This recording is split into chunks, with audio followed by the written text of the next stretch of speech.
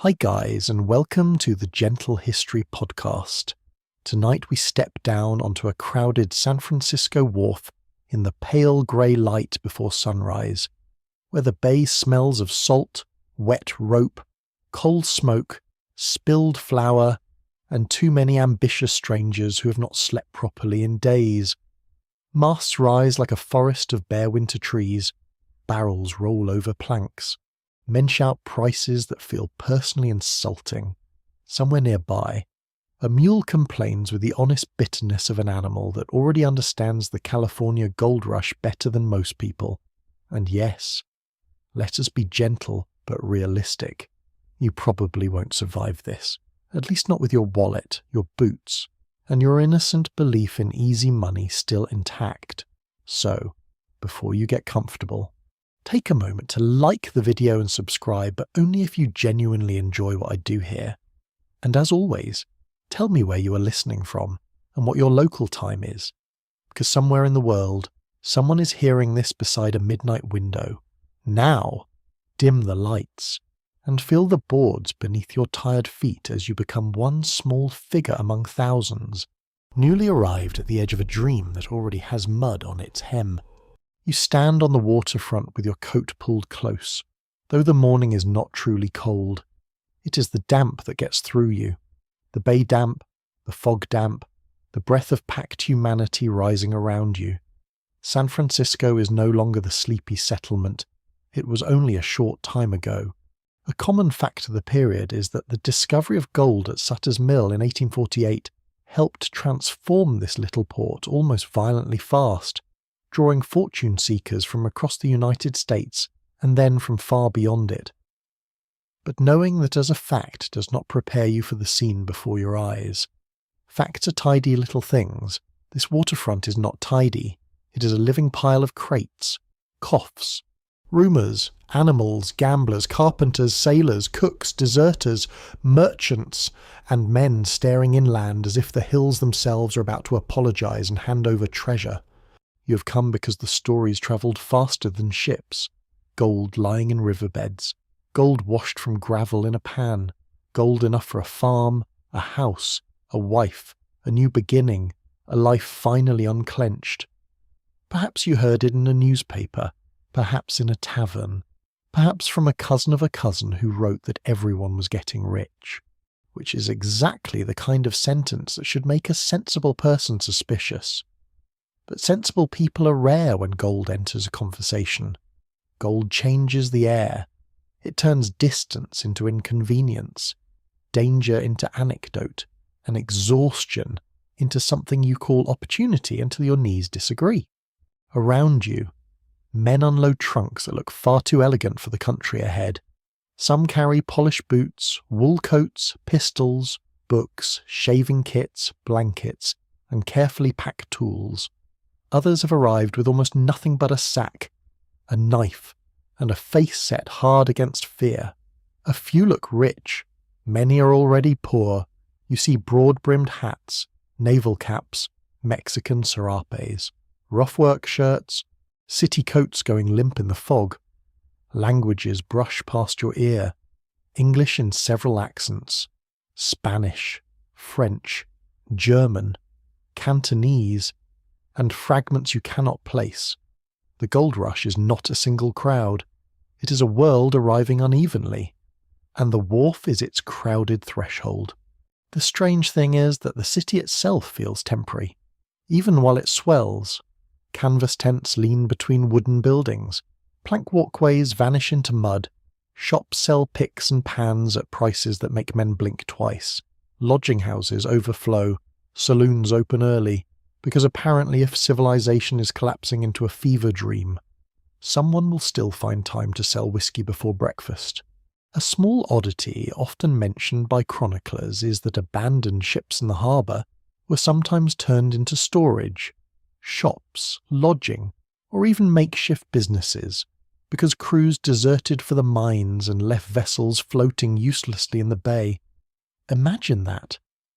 A ship crosses an ocean only to become part of a city that cannot build walls fast enough. You watch one such vessel through the mist, its dark shape moored among many others, and you wonder how many sailors stepped ashore promising to return in a week. Then followed the rumour of gold inland and never touched a deck again. There is something haunting in that. The gold rush begins with movement, yet everywhere you look are things left behind. Ships without crews, families without sons, jobs without workers, letters without honest endings. Men have not even reached the diggings, and already they're shedding old lives like wet coats. A wagon creaks nearby, overloaded with tools, flour, bacon, blankets, tin cups, boots, tobacco, shovels, and hope, which is the heaviest item of all, though no one lists it on an invoice. The driver curses softly as a wheel sinks into muck. A man beside you laughs, then coughs and spits into the street with the casual confidence of someone who's not yet met cholera, dysentery, scurvy, infected cuts, bad water, or the simple spiritual damage of eating terrible beans for months. You try not to stare. You will learn soon enough that the rush is less about shining nuggets than about what the body can endure while the mind keeps whispering, perhaps tomorrow. Scholars still argue whether the first years of the gold rush were more defined by extraordinary opportunity or by brutal instability. Both truths stand beside you now, shoulder to shoulder. Opportunity is here in the open shops, in the wages, in the raw newness of everything, in the fact that a determined nobody might become somebody if luck smiles and his hands do not fail. Instability is here too, in the inflated prices, the crowded boarding rooms, the missing laws, the racial tension, the illnesses, the loneliness, the violence waiting politely behind the next corner. It is possible for a place to be full of promise and warning at the same time. San Francisco manages this without effort. You take a few steps away from the landing, and the town opens before you like a half-built thought. Hammering comes from every side, someone is sawing boards, someone is yelling about freight, someone is selling breakfast from a steaming pot. The smell catches you first, and suddenly your stomach remembers that courage is easier on a full belly. You approach, ask the price, and feel your face tighten. This is your first lesson, and it arrives before gold, before rivers, before mountains in California. The people who arrived early enough to sell necessities often stood closer to wealth than the men who arrived to dig for it. Still, you buy something hot, because pride is not edible. You cup the bowl in both hands and let the warmth seep into your fingers. The food is plain. Perhaps beans, perhaps stew, perhaps a mystery best treated with respect and low expectations. Around you, other newcomers eat quickly, guardedly, listening for useful information. Which route is safest? Which river is richest? Which camp has already been worked out? Which merchant cheats? Which ferryman charges too much? Which doctor is a butcher with clean sleeves? Rumour is the true currency of the wharf, and it passes from mouth to mouth faster than coins. You hear a man swear he saw someone carry a pouch heavy with dust. Another says the best claims are gone. A third says that is nonsense. There is gold everywhere if you know how to read water. Someone mentions the American River. Someone else says the Yuba. Another whispers of farther diggings, harder to reach, less crowded. Every sentence pulls the crowd inland. The hills become less a place than a promise, and you, standing there with your cheap bowl and expensive future, feel the pull as well. Behind you lies the bay, the ships, the long voyage, the life you already left. Ahead lie roads that are not really roads, rivers that do not care about dreams, camps that will smell of smoke and sweat, and days measured in gravel. You have not found a flake yet. You have not lifted a pan. You have not learned the particular ache that settles into the lower back after hours of bending over cold water. But already the rush has begun to work on you. It has loosened your past. It has narrowed your gaze. It has made discomfort feel like a doorway. So you step into the waking town, following the movement of men, mules, carts, and rumour, while fog thins above the roofs and the first weak sunlight touches the muddy street. Somewhere inland, water runs over stone. Somewhere. A miner shakes a pan and hopes the bottom will glow. Somewhere. A man who once stood where you stand now is deciding whether to go home, except home has become too far away, too expensive, or too humiliating to reach. You do not know that yet. For now, you only feel the morning gather around you, the city breathing hard, the hills waiting, and the dream of gold shining just out of sight. You move deeper into the waking town with the bowl still warming your palms, and the lesson becomes sharper with every step. The dream of gold may be shining somewhere beyond the hills, but the cost of reaching it is here, close enough to smell. It hangs in the steam above breakfast pots. It clinks in the pockets of storekeepers. It sits on shelves in the form of flour, boots, blankets, pans, picks, shovels, coffee, beans, tobacco, rope, nails, medicine, and every other ordinary thing that has suddenly learned to behave like treasure. You pause outside a supply store and watch men press toward the doorway as if the building itself contained salvation. Inside, shelves groan beneath goods brought by ship, wagon, mule, and nerve. The clerk behind the counter has the calm expression of a man who has discovered that desperation can be measured, weighed, wrapped in paper, and sold for a magnificent profit. He does not need to dig. He does not need to stand in a freezing stream until his hands sting. He simply names a price and lets hope do the bargaining for him. A widely known truth of the gold rush is that prices in San Francisco and the mining regions soared because demand exploded while transport was slow, difficult, and expensive.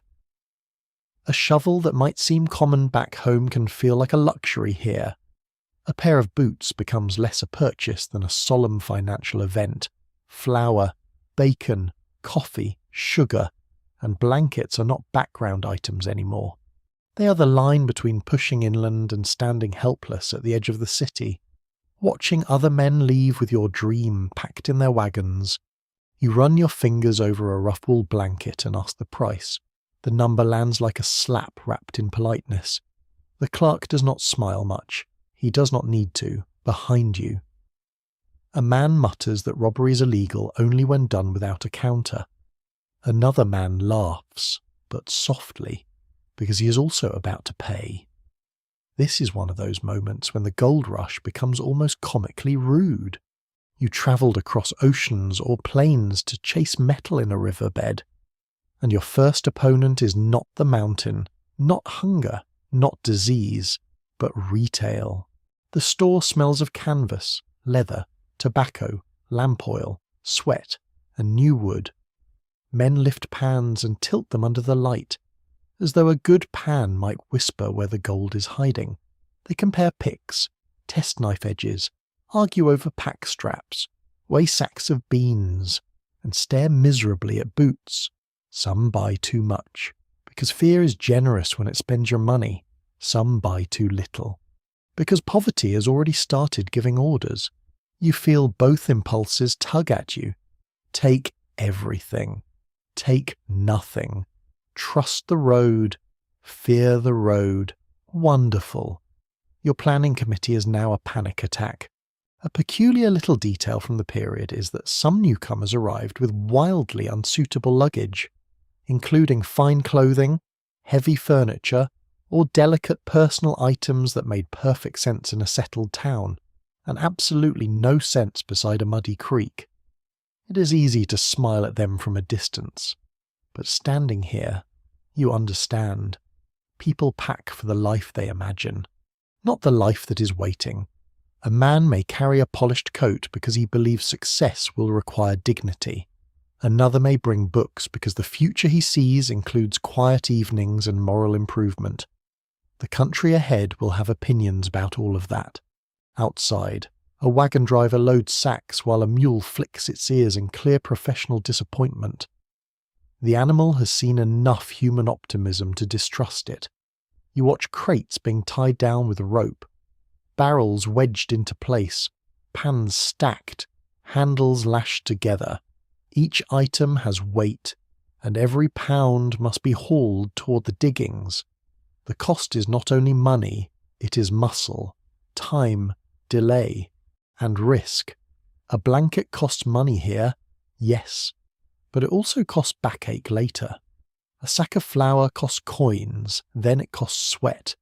Then perhaps it costs your patience when rain turns the trail to a grey paste and your wagon wheel sinks again.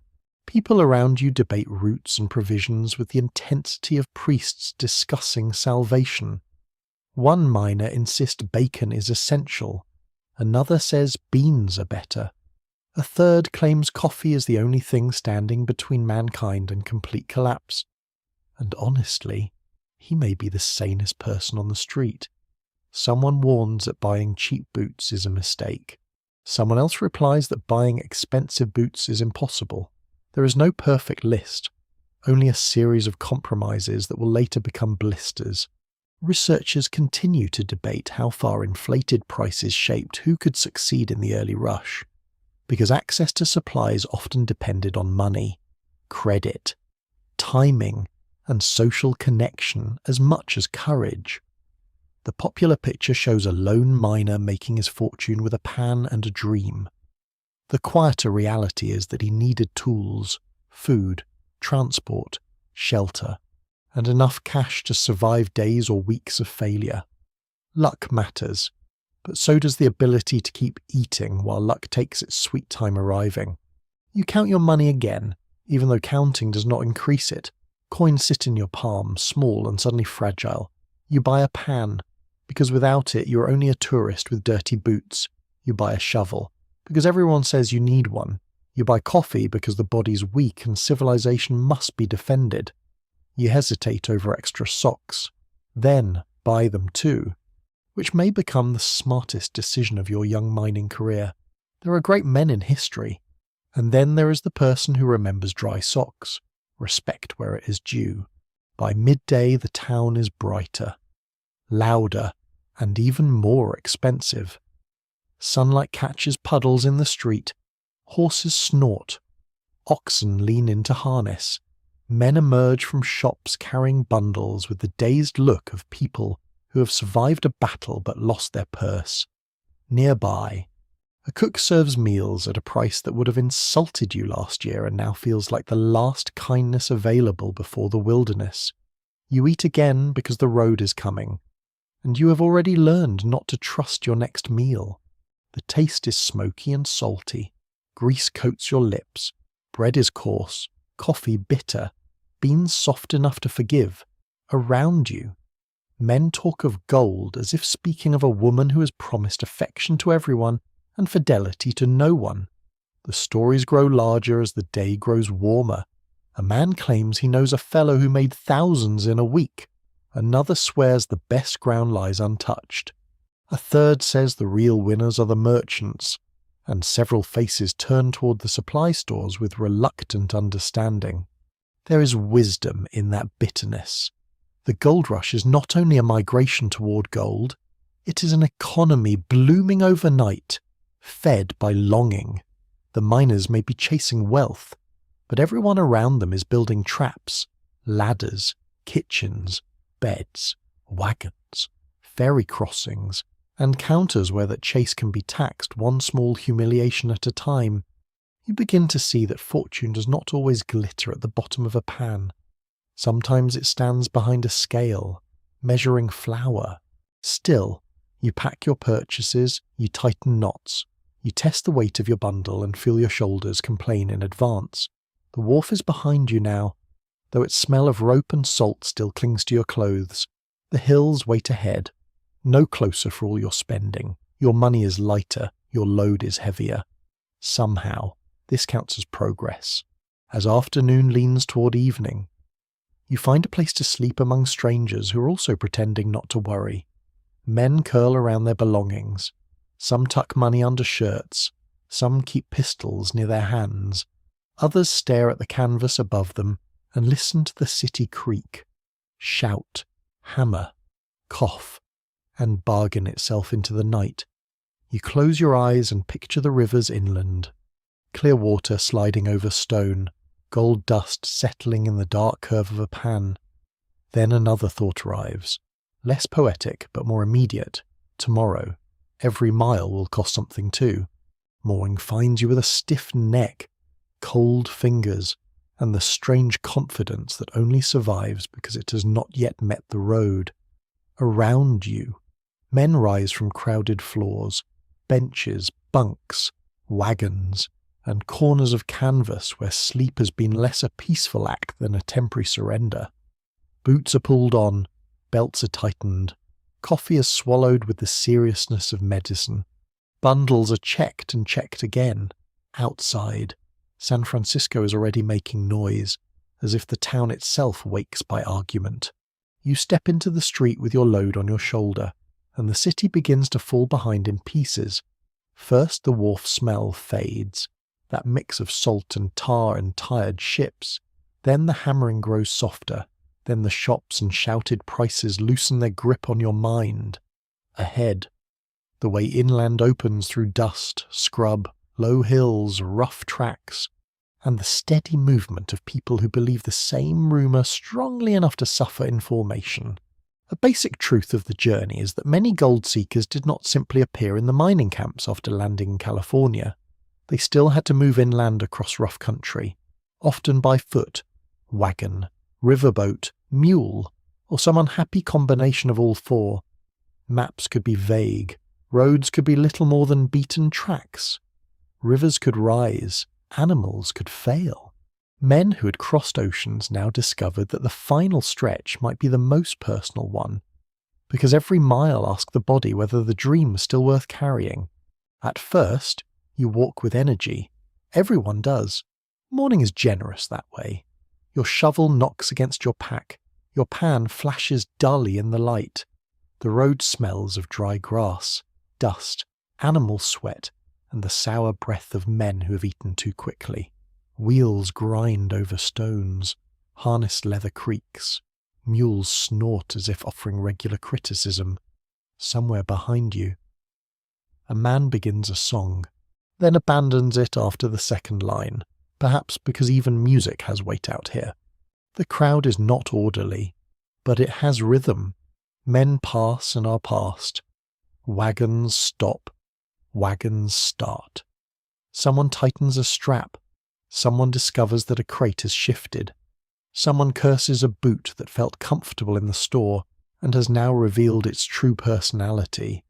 You hear laughter, complaints, advice, lies, and the soft clink of tools. All of it rises and falls with the dust. A curious little detail from these journeys is how quickly expensive or sentimental items were sometimes discarded along the way. A man might begin with spare clothing, extra dishes, a heavy book, a framed picture, or some elegant object from home, only to leave it beside a trail when his shoulders learned arithmetic better than his heart had. The road becomes a stern editor. It cuts the unnecessary, it cuts the foolish. Sometimes it cuts the things you loved. By late morning, you understand that your pack has opinions. At the store, every item seemed reasonable. On the trail, every item becomes a tiny iron argument against your spine. Your blanket pulls backward. Your food sack drags at one side. The shovel handle bumps your shoulder in the same place until the skin there begins to complain with impressive focus. You shift the load. It helps for 6 minutes. Then the pain returns, slightly offended that you tried to trick it. You look around and see the same truth spreading across other faces. The city made everyone feel like a miner. The road is sorting people into categories. The prepared, the stubborn, the foolish, the broke, the lucky, the already injured, the men who joke too loudly, and the men who've gone quiet too soon. No one is defeated yet, not openly. But the shine has dulled. Dust clings to beards. Sweat darkens shirts. Hope remains, of course. But now it walks with a limp. Specialists still discuss whether the overland and coastal routes to the mines shape the social character of the early camps as much as the mining itself did. It is not a small question. A camp formed by men who have already crossed desert, ocean, disease, debt, and rough roads is not likely to be gentle. Hard journeys train people in endurance, yes, but also suspicion. By the time many reach the diggings, they have already spent money, buried plans, and learned that strangers can be useful or dangerous before breakfast. At noon. The group pauses near a stretch of water. It runs brown at the edges, bright in the middle, speaking over stones in a voice that makes you imagine gold before you have earned the thought.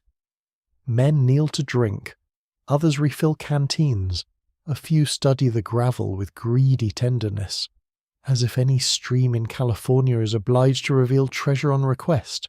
One man takes out his pan and tests a little sand. Because patience is apparently for people with better manners. Nothing shines. He laughs too quickly and says he was only practicing. You sit on a stone and chew bread that has already begun its journey toward becoming a weapon. The crust resists you. The cheese sweats in cloth. Your coffee is gone, which feels like a personal tragedy with regional consequences. A fly lands on your sleeve. You let it stay. Because arguing with insects seems like a poor use of a limited soul. Then the road rises. The afternoon climb is slower. The land folds upward in dry ridges and patches of oak. The air changes. It smells less of harbour and more of dust, resin, crushed leaves, and warm animal hide. You hear birds in the brush, the creak of wagons, the occasional clatter of loose stone under a boot. Farther ahead, someone shouts for help pushing a wheel out of a rut. Men gather, lean, strain, and lift together. All grunting like civilization has briefly become a group project. For a moment. This is comforting. The rush may be selfish, but the road still forces cooperation. A wagon blocks everyone, so everyone helps. A strap breaks, so someone lends cord. A man slips, so another catches his elbow. Then the wagon moves. The thanks are spoken, and each person returns to guarding his own little future. Kindness exists here, but it travels light. As evening approaches, the hills deepen in colour, shadows stretch under trees, dust settles on your tongue. Your feet feel swollen inside your boots. The first blister announces itself with quiet cruelty. You consider stopping to inspect it, then decide you would rather not meet the truth directly. A poor decision? Yes, but a very human one. The party makes camp where the ground is uneven but possible. Fires are lit, smoke rises in blue threads, beans simmer, bacon hisses in pans. Someone tends a mule with more tenderness than he has shown any human being all day. Which may be fair. Men spread blankets, remove boots, groan softly, and compare distances as though numbers can make suffering dignified. You sit near the fire and feel heat touch your shins while your back cools in the open air. Above you, the sky clears into a hard scatter of stars. The city is gone now, ahead.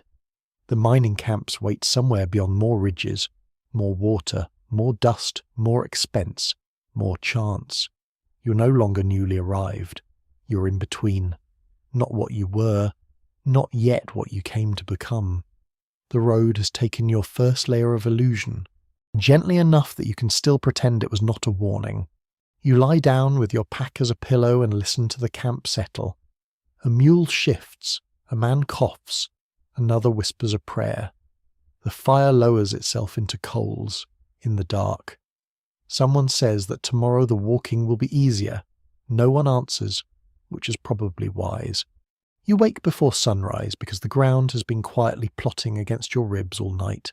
For a few seconds, you do not remember where you are. There is only cold air against your face, smoke in your nose, and the dull stiffness of a body that has slept outdoors with more ambition than padding. Then the camp stirs around you. A mule stamps. A man groans. Someone coughs into the dark with the gloomy rhythm of a church bell. The road is waiting again, patient and rude. By the time the sun lifts, you are moving. The trail climbs, dips, curls through oak and brush, then follows water for long stretches, as if the land itself is leading everyone toward the same obsession. Your blister has become a private companion. Your shoulders have learned the exact shape of your pack. The pan at your side knocks softly as you walk, a small metal promise that has not yet paid rent. All day the sound of water grows more important. Streams cross the path, rivers flash between trees, men slow whenever they hear a stronger current, heads turning like dogs catching a scent. It is not just water anymore, it is possibility in motion. The ordinary sound of a creek over stone has become a kind of music, thin and bright, making every tired man imagine flakes settling at the bottom of his future. At last, near evening, the trail bends through a stand of trees and opens into your first true mining camp. It does not look like wealth. That is the first thing you notice. It looks like laundry, smoke, mud, tents, rough huts, canvas roofs, scattered tools, barking dogs, stacked barrels, stumps, fire pits, and men bent over water with the concentration of monks and the hygiene of shipwreck survivors. The creek runs cold and restless through the centre of it all, glimmering in the late light. Along its banks, miners squat, dig, shovel, wash, shake pans, scrape gravel, and peer into muddy water as if trying to read a message written by an extremely stingy angel. One plain historical reality worth remembering is that early mining camps often grew quickly and informally near promising riverbeds, with tents and brush shelters appearing long before proper streets, sanitation, or stable law. You feel that improvisation immediately. Nothing here seems finished. Everything is temporary, patched, leaning, borrowed, reused, or held together by rope and stubbornness. A tent sags beside a freshly built cabin. A cooking fire smokes under a sheet of canvas. A store made from rough boards sells supplies at prices that suggest the owner has mistaken beans for pearls. The smell is stronger than San Francisco in a different way. Wood smoke, wet wool, sweat, horse dung, frying bacon, damp earth, unwashed clothes, tobacco, river mud, cheap whiskey drifting from a canvas saloon, somewhere. Coffee boils too long over a fire and gives off that bitter scent of survival pretending to be breakfast. You inhale and realize that the camp has its own weather, made of smoke, hunger, hope, and many people avoiding baths for reasons they call practical. You move through it carefully, stepping around holes, buckets, sleeping rolls, and men who have placed their belongings in ways that imply a deep distrust of all humanity. Faces turn toward you with quick assessment. New arrival. How much money left? Any useful tools alone or attached foolish or dangerous in a place like this? Curiosity is not always friendly, still. A few men nod. One points you toward a patch of open ground where newcomers sometimes sleep. Another tells you not to leave your pan unattended unless you enjoy donating to strangers. An unusual detail from some gold rush camps is that names could be wildly theatrical or darkly funny, reflecting either hope, boredom, or the miner's talent for naming misery with a grin. Camps and diggings might carry names that sounded grand, mocking, violent, or absurd, as if men wanted the map itself to laugh along with them. Standing here, you understand the impulse. If you are going to live in mud and argue with gravel, you may as well give the place a name with personality. A man near the creek lifts his pan and swirls water in a practice circle. The motion is smooth, almost tender. He tips the lighter sand away, shakes, watches, tips again. You find yourself leaning closer, though you try to look casual. Everyone looks casual around gold until gold appears. Then dignity evaporates at the bottom of the pan. Something catches the light, not a nugget, not a miracle. A few tiny specks, dull until the angle changes. The miner studies them, sniffs, and smiles without joy. That's it, you think? Yes, often, that is it. Some researchers continue to ask how much the emotional power of the gold rush came from rare, spectacular finds, rather than the ordinary daily experience of tiny flakes. Poor yields and uncertainty. The legends remember heavy pouches and sudden fortune. The hands remember cold water and hours of motion. Here in the camp, both versions exist together. A man can find enough dust to keep dreaming and not enough to go home. That may be the cruelest arrangement possible, and naturally, history invented it. You set down your bundle near the edge of camp and try to look as if you belong. This is difficult, because belonging here seems to require a beard full of smoke, hands like old leather, and the calm despair of someone who has already argued with 3 storekeepers and lost. Your clothes still carry the shape of the journey. Your tools are too new. Your eyes probably still shine with unpaid optimism. Very embarrassing. The camp will fix that soon enough. As dusk settles, the creek darkens. But the work does not stop all at once. Some men keep panning until the light fails. Others carry gravel in buckets. Others sit beside fires, rubbing wrists, stretching backs, checking little vials of dust, or staring silently into meals that might once have had flavour in a distant life. A few laugh loudly near the saloon. A fiddle starts somewhere, thin and scratchy, pulling a tune out of the smoke. The music is not good exactly, but after the day's labour, even bad music feels like civilization trying its best. You eat from your own supplies, which already seem smaller than they should. Beans again, bread again, coffee if you are willing to call it that. The fire warms your face while your back remains cold. Around you, men talk in low bursts, claims, weather, prices, luck. A fight last week, a rich strike somewhere upstream, a dead horse downstream, a man who left for San Francisco with enough gold to boast, and another who vanished owing money to half the camp. Each story arrives as warning and invitation at the same time. Night covers the camp slowly. Canvas glows from fires within. Smoke lifts into the trees. The creek keeps speaking in the dark, steady and indifferent. Washing stone, hiding metal, carrying away sweat, dreams, and perhaps a little sanity. You lie down with your tools close beside you and listen. The camp does not sleep like a village. It mutters, it coughs, it laughs too late. It startles at small noises, it guards itself even in rest. And under all of it, the water runs on, promising nothing, refusing nothing, drawing you toward morning. Morning comes with the creek already talking. You wake to its steady murmur, bright and cold in the grey light, while the camp rises in slow, aching layers around you. A man near the fire coughs himself upright. Another pulls on boots with the expression of someone entering a legal dispute. Tin cups clink. Bacon spits in a pan. Coffee darkens over coals until it smells less like comfort and more like a warning from the underworld. You sit up, rub your eyes, and remember where you are, the diggings, the place where dreams are supposed to become weight in the palm. Your pan lies beside you, dull metal touched with dew.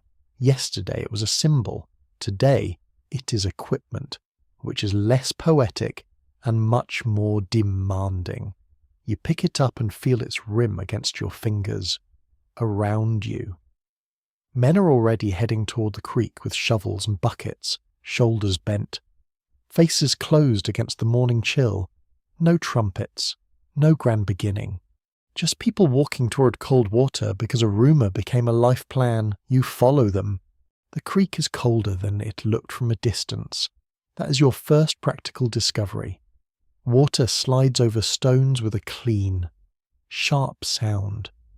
And when you kneel at the bank, damp seeps through your trousers almost at once. Lovely.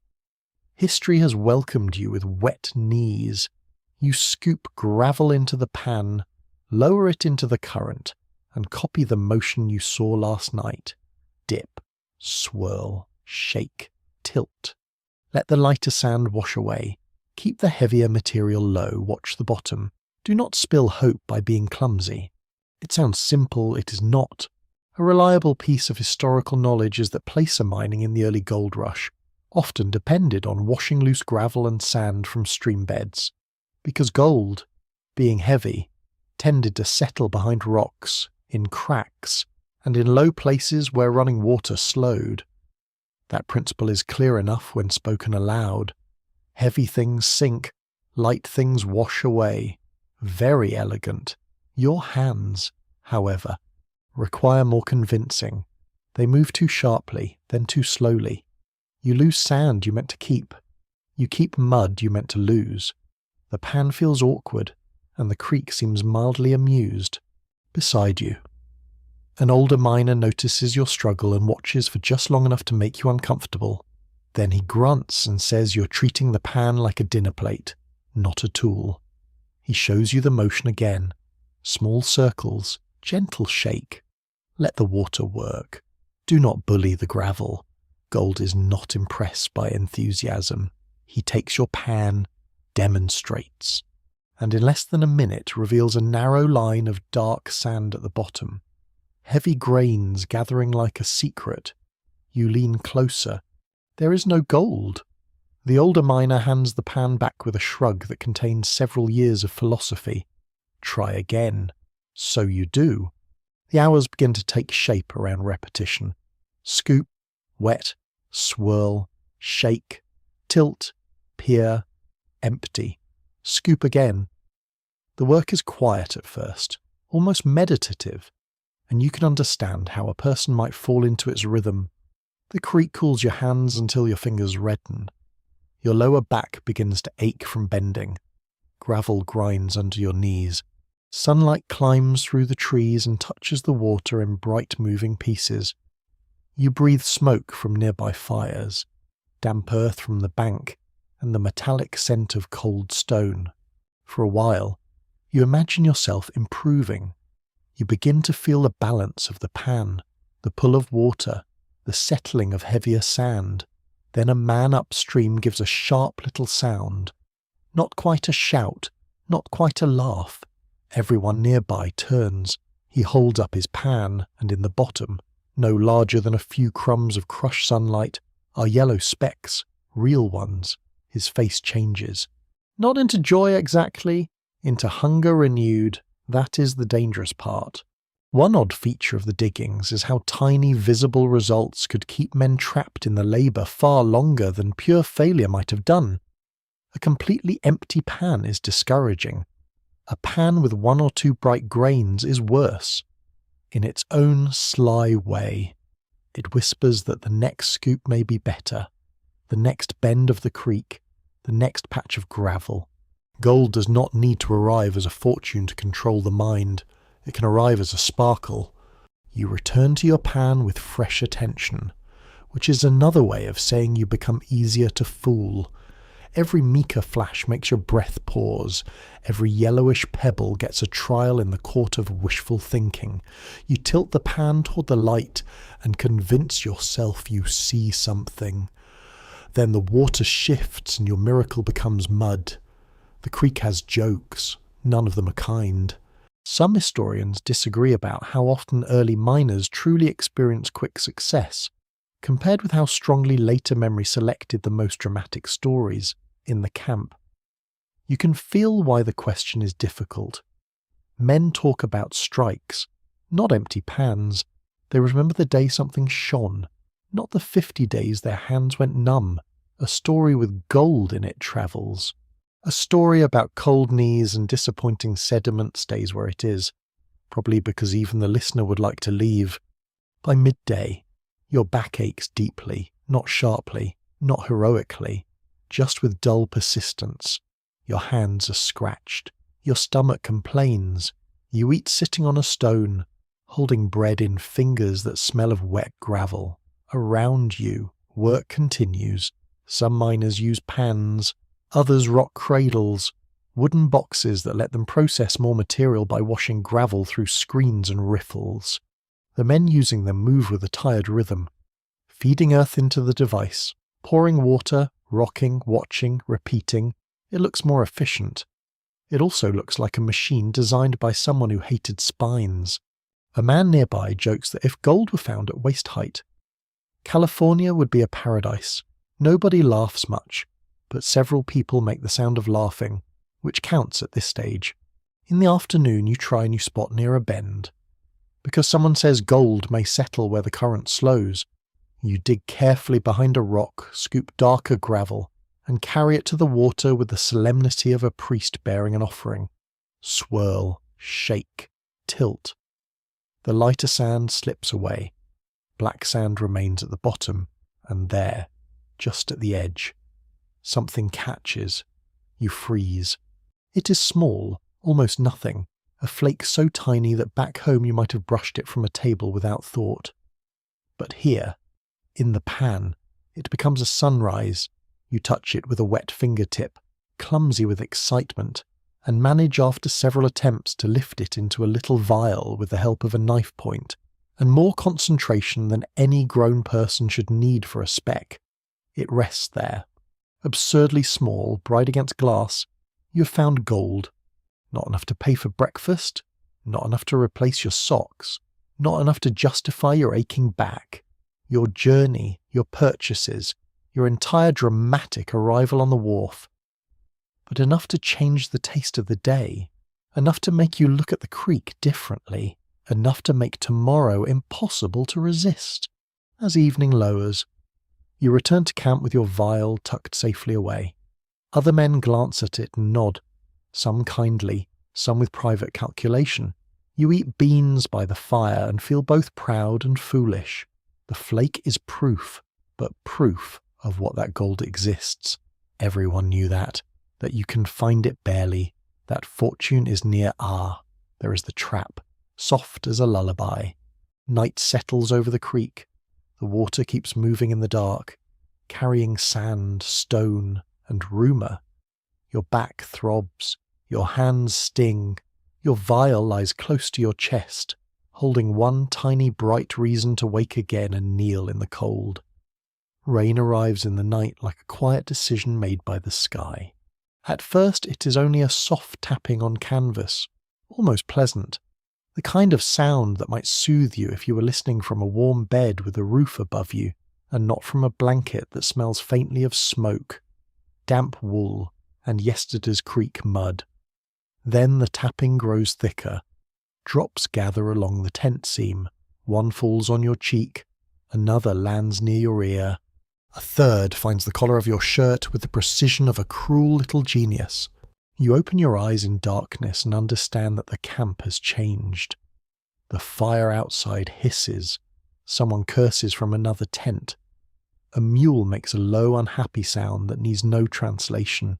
Rain patters over canvas, wood, pans, buckets, hats, and the bare earth between shelters. The creek, so musical yesterday, now sounds heavier, deeper, more determined. You lie still for a moment, hoping the leak above you is temporary. It is not. It has become a relationship. By dawn, the world is grey, wet, and deeply committed to being unpleasant. The ground outside has softened into mud. Not poetic mud. Not the charming kind that belongs in children's stories about puddles. This is working mud. Hungry mud.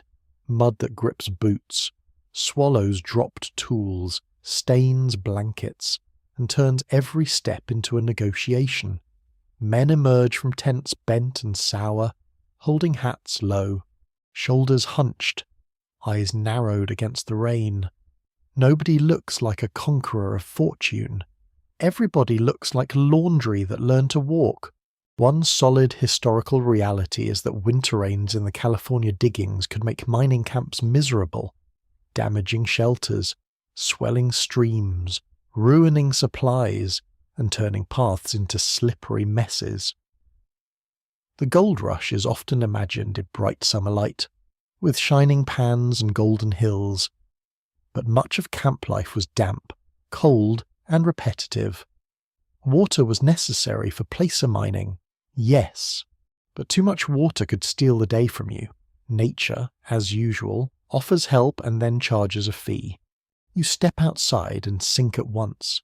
Your boot makes a wet sucking sound that would be funny if it belonged to someone else. The air smells of wet ashes, soaked leather, sour canvas, and coffee boiling over a struggling fire.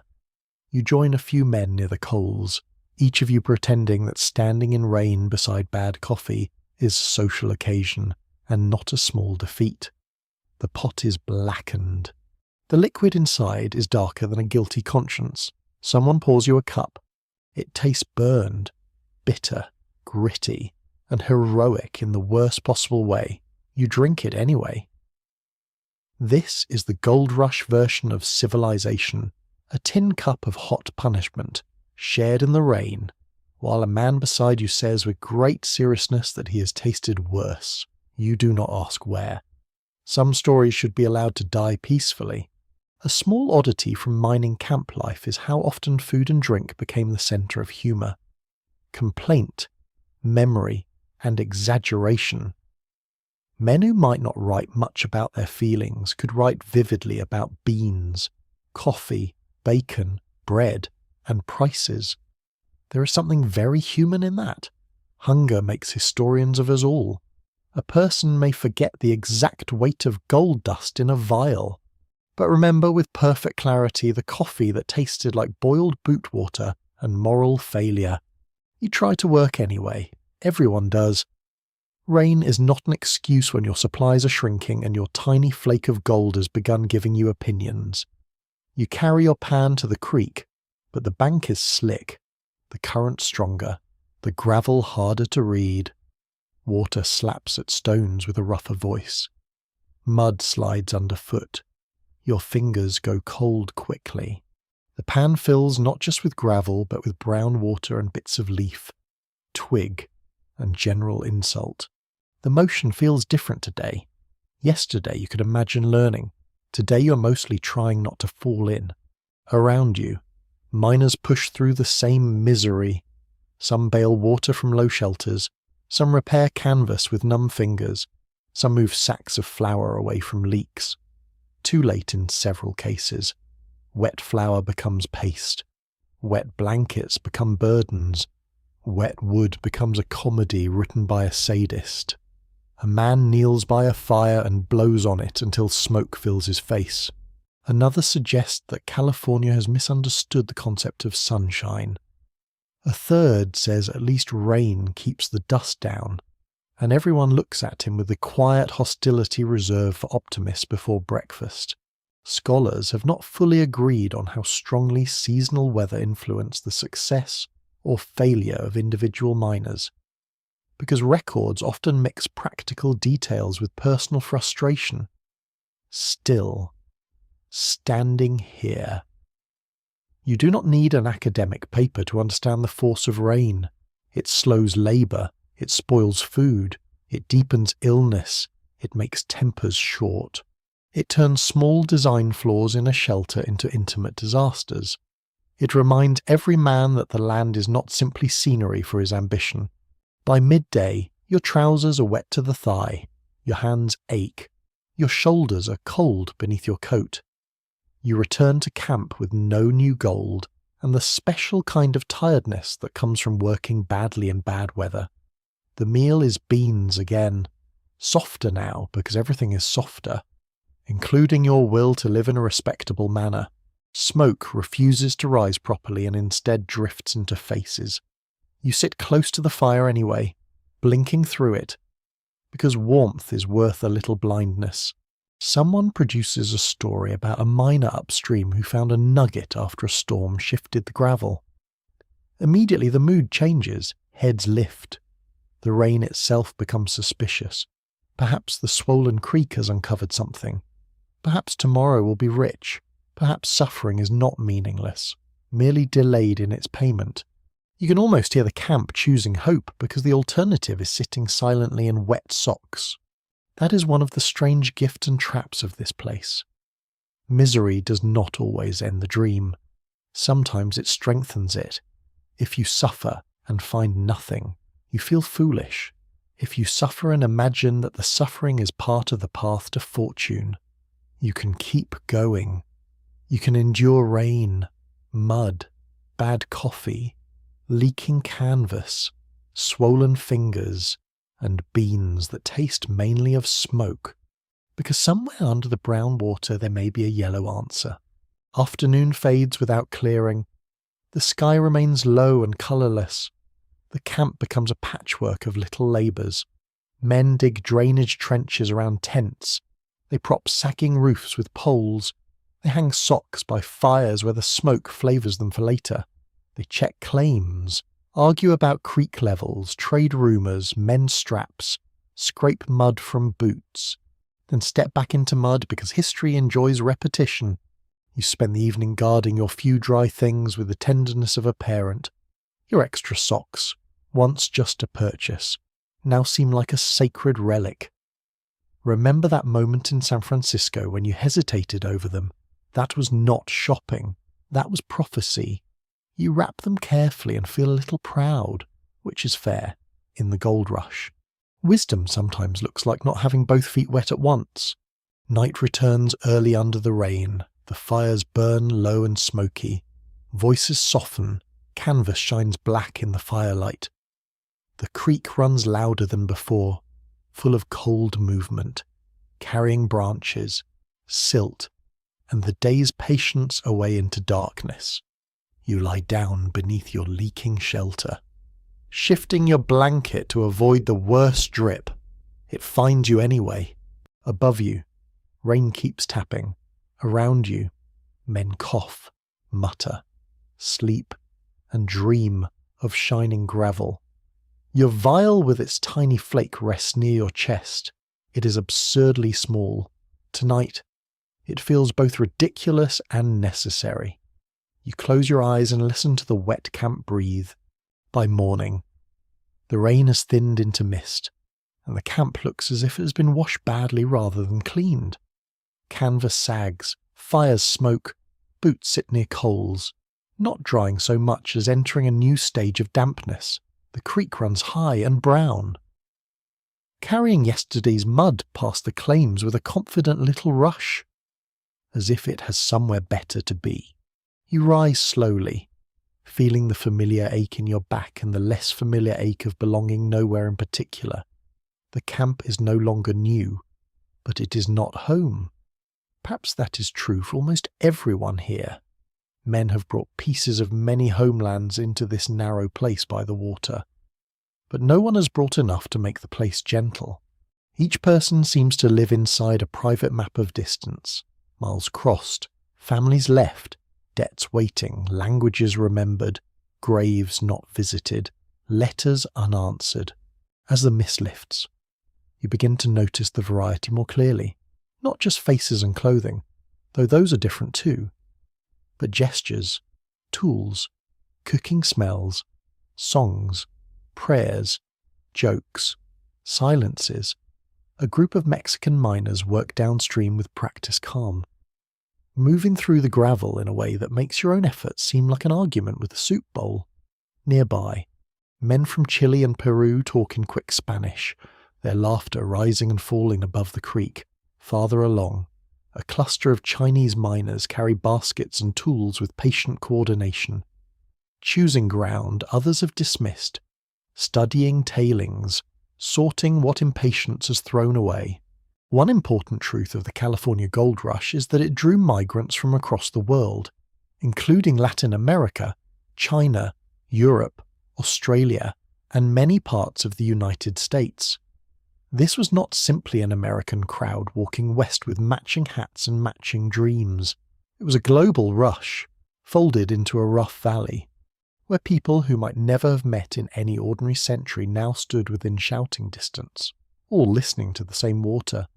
You hear French near a cooking fire, German near a wagon, Irish voices by the store, Southern drawls beside New England vowels, and Cantonese spoken in quick bursts that many around you cannot understand.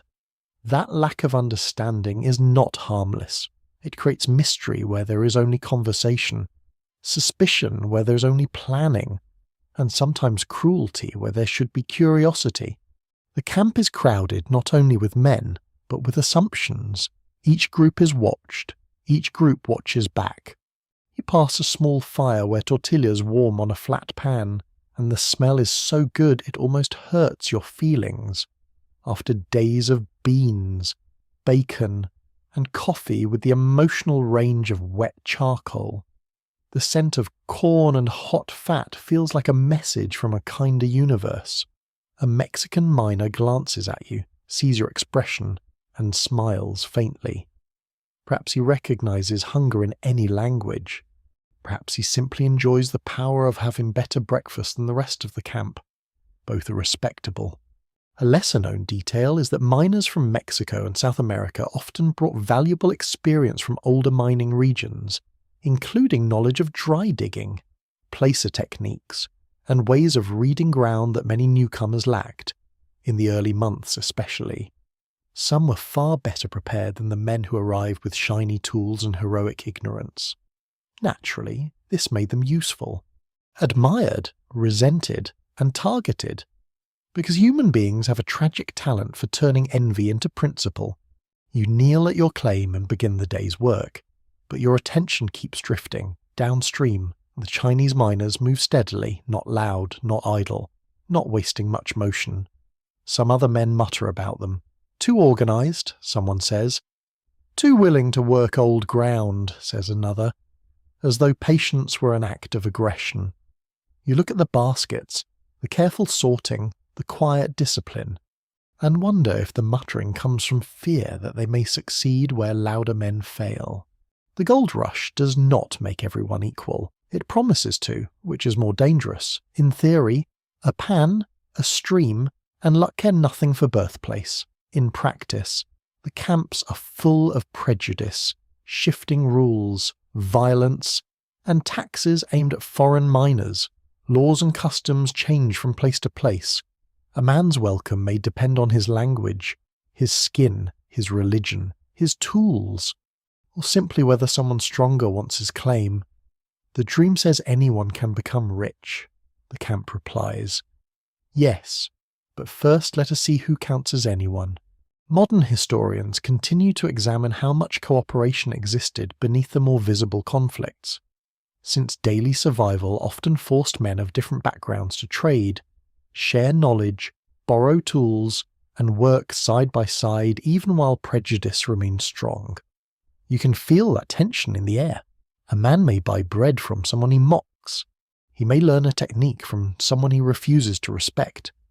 He may curse foreigners at night and quietly ask one for help by morning. History is rarely tidy enough to satisfy a slogan.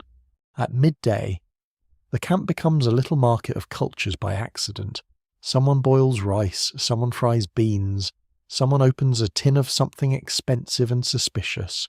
A Frenchman insists on improving coffee, which may be the first noble cause you have witnessed here. An Irish miner sings a fragment of a song about home, then stops before the sad part, which is considerate of him. A man from Australia describes ships, heat, and distance with such cheerful exaggeration that no one knows what to believe. A German miner repairs a tool with careful patience, while 3 others watch as if observing magic. You sit with your bread, beans, and small shame about breakfast envy, and listen. The camp sounds different when you let the languages be music instead of threat. Voices overlap with the creak, metal taps stone, a laugh breaks open, a mule snorts, somewhere. A fiddle tries again, thin but determined, and someone answers with a tune from another country, for a moment. The diggings feel less like a battlefield of greed, and more like a rough harbour without ships, where the world has dragged itself inland and sat down in the mud. But the tenderness does not last all day. In the afternoon, an argument starts near a claim boundary. You cannot catch every word, but you hear enough to understand that language has become part of the dispute. A line of stones, a misunderstanding, a claim worked by one group, challenged by another. Men gather quickly, too quickly. The air tightens, hands rest near belts. Someone steps between them, speaking slowly, palms out. Another translates badly, then better. The argument lowers, not solved so much as postponed. This too is the camp. Shared hunger, shared weather, shared rivers, shared suspicion. The same creek that invites men from everywhere to kneel beside it also narrows their patience. Gold does not create prejudice, but it gives prejudice a profitable place to stand. Toward evening, smoke rises from many small fires, each carrying a different smell into the cooling air. Rice steam, coffee, beans, fried dough, meat. If someone has been lucky or reckless with money, you wash your hands in cold water and watch the last light settle on faces from half the world. Some men are writing letters, some are counting dust, some are sharpening tools, some are staring into the fire with expressions that need no translation. You think of the wharf at dawn, the voices pressing around you, the ships turned into buildings, the city swelling beyond sense. That was only the opening note. Here, beside the creek, the full strange chorus begins. The gold rush is not one story, it is thousands of stories bending over the same water, each hoping to rise with something shining in the pan. Night comes softly, and the camp mutters in many tongues until sleep takes them one by one. Morning opens with a quarrel before the coffee is ready. That is how you learn claims are not just patches of gravel. They're promises drawn on uncertain ground, defended with tired bodies, sharp words, and sometimes weapons kept too close at hand. You are crouched near the fire, trying to convince a hard piece of bread to become breakfast, when voices rise by the creek. At first, no one moves quickly, camps are noisy places, and not every argument deserves an audience.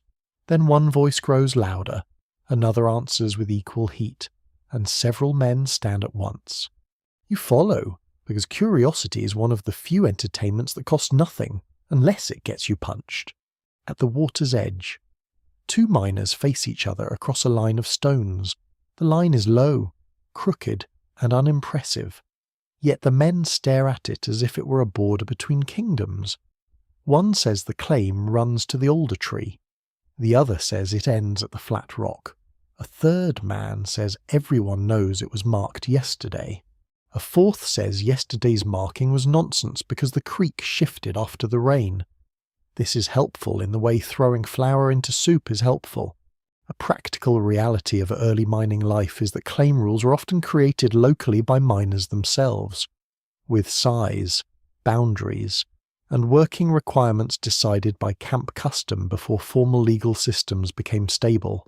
On paper, that may sound almost democratic. On the ground, it means a few stones, a notice on a tree, memory, reputation, and the mood of armed men may all matter at once. You suddenly miss the rude clarity of San Francisco prices. At least a shovel had a number attached to its insult. The dispute gathers people the way a dropped meal gathers dogs. Men arrive from nearby claims, wiping hands on trousers, carrying pans, leaning on shovels.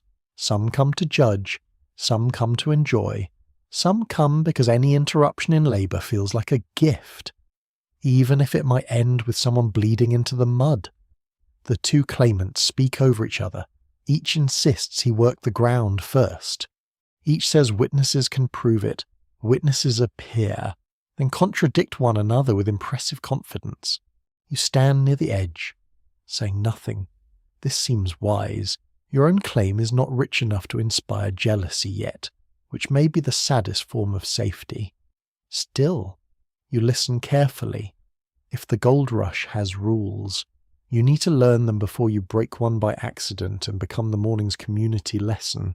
One small and rather telling detail from some mining districts is that miners sometimes wrote claim notices on scraps of paper, boards, tree trunks, or anything that could survive long enough to warn others away. A claim might be marked by stakes, stones, blazed trees, ditches, or tools left in place. In a settled town, property might rest on deeds and courts. Here, a few sticks in the earth can carry a man's entire future. Very dignified. in the way a hat on a chair reserves a seat if everyone agrees not to be ridiculous. The camp's informal judge today is not a judge at all, just a broad man with a grey beard and enough patience to look official. He listens, asks questions, frowns at the creek, studies the stones, and finally calls for those who were present when the claim was first marked. The group shifts, men speak, one admits he was drunk but remembers the tree, another remembers the rock but not the man. Someone laughs. The grey-bearded man tells him to shut up softly, which is somehow more effective than shouting. The scholars of Gold Rush society continue to dispute how fair these camp-made systems really were. Some see them as rough but practical attempts at order in a fast-moving frontier. Others emphasize how easily local rules could exclude foreigners, favor the powerful, or bend under pressure from prejudice and force. Standing beside the creek, you see why both views survive. This gathering is not pure chaos. People are trying to settle things without immediate violence, yet fairness here has muddy boots, tired eyes, and no guarantee of appearing for everyone, after a long argument. The grey-bearded man decides the boundary will be reset from the alder tree to a line of stones placed in view of the camp. Neither claimant is happy, which everyone seems to treat as proof of wisdom. The men grumble but accept it for now. The crowd loosens, tools return to hands, the creek resumes its indifferent speech. It has seen the whole drama and remains completely unimpressed. You go back to work with new awareness. The ground beneath your knees feels less innocent. Every scoop of gravel comes from somewhere claimed, half-claimed, abandoned, stolen, borrowed, misunderstood, or soon to be argued over. A rich patch can turn neighbours into enemies. A worthless patch can become valuable if rumour touches it. Even the phrase worked out is unstable. One man's exhausted ground may hide enough gold for another man with more patience, better tools, or fewer expectations. By midday, the sun breaks through thin cloud. Steam rises from wet earth. The camp smells of mud warming, damp clothes, wood smoke, and little hope. You pan near your stones, watching the water carry lighter sand away, watching the dark grains settle, watching for yellow. Nothing today. Then perhaps something, then nothing again. Your mind starts bargaining with the pan, just one flake. You think, not fortune, not glory, just proof that yesterday was not a joke played by geology. Upstream. Another disagreement begins, smaller this time. A man accuses another of letting tailings wash into his working spot. The accused man says the creek carries where it likes. This is true and also useless. Soon they are both pointing at the current as though water can be cross-examined. A third miner steps in before tempers sharpen. He suggests a trench to divert the flow. Everyone dislikes the idea, then slowly accepts it because the alternative is more talking, in mining camp logic. Physical labour sometimes wins because argument is somehow even more exhausting. You help dig for a while, though no one asked you, because being seen as useful is safer than being seen as idle. The mud sucks at your shovel. Wet gravel slides. Your back complains with the eloquence it has developed over recent days. Still, the small trench takes shape, water shifts. The two men stop accusing each other and begin accusing the soil, which is progress of a kind. As afternoon leans on, you notice how often ownership here depends on presence. A claim must be worked, watched, defended, remembered. Leave too long, and another man may decide the ground has been abandoned, become sick, and your right weakens. Travel for supplies, and anxiety follows you in the diggings. Even rest can feel risky. The land does not belong to you in any calm way. You belong to the task of proving each day that your little square of mud is still yours. Evening brings a cooler wind. Fires brighten. Men return from their claims carrying tools, pans, and the day's private verdicts. Some faces are closed. Some are pleased in a guarded way. One man is laughing too loudly. which usually means either good luck or bad whiskey. You sit by the fire and eat slowly, thinking of lines marked by stones, of trees turned into legal documents, of memory doing the work of ink. Your vial still holds that tiny flake from yesterday. You take it out for a moment, just to look. It is not much, but it is yours. Or so you believe. In this place, even that word feels like something that must be defended. The creek darkens under the evening sky. Around it, men sleep lightly beside claims they may lose, fortunes they may never find, and rules they have made because no one else arrived in time to make better ones. By the next morning, you understand something that no one announces with dignity. The creek may hold gold, but the store holds power. You see it before breakfast, when a line forms outside the rough-board building near the centre of camp. It is not large, not elegant, and not even especially straight. A canvas awning hangs over the entrance. Barrels stand beside the wall. Shovels lean in a row. Sacks of flour sit on planks to keep them away from mud. Inside, shelves are crowded with beans, coffee, salt pork, candles, tobacco, boots, pans, needles, rope, paper, ink, medicine, tin cups, knives, blankets, and small comforts priced as though they have been carried here by angels with union fees. The storekeeper stands behind the counter, sleeves rolled, face calm, eyes awake. He knows the camp better than any newcomer. He knows who struck colour yesterday, who is running out of flour, who drinks too much, who owes money, who is too proud to admit hunger, and who will sell a tool by Friday if luck does not improve. He listens more than he speaks. That alone makes him dangerous. A plain truth of gold rush life is that many merchants and service providers made steadier fortunes than most miners, because every miner needed food, tools, clothing, shelter, transport, and credit whether or not his claim produced gold. The pan might fail you. The shovel might fail you. Your back might fail you. But hunger never forgets an appointment. That gives the seller of beans a kind of empire. You enter with a short list and a smaller purse. Coffee, flour, candles. Maybe a little salt pork if your courage survives the price. The store smells rich in the way a camp store can smell rich, which is to say it smells of things people cannot live without. Coffee beans, leather, tobacco, dried apples in a small barrel, lamp oil, molasses, nails, soap, faintly floral. Almost shocking in this land of smoke and human effort. You catch the scent and feel homesick for clean hands.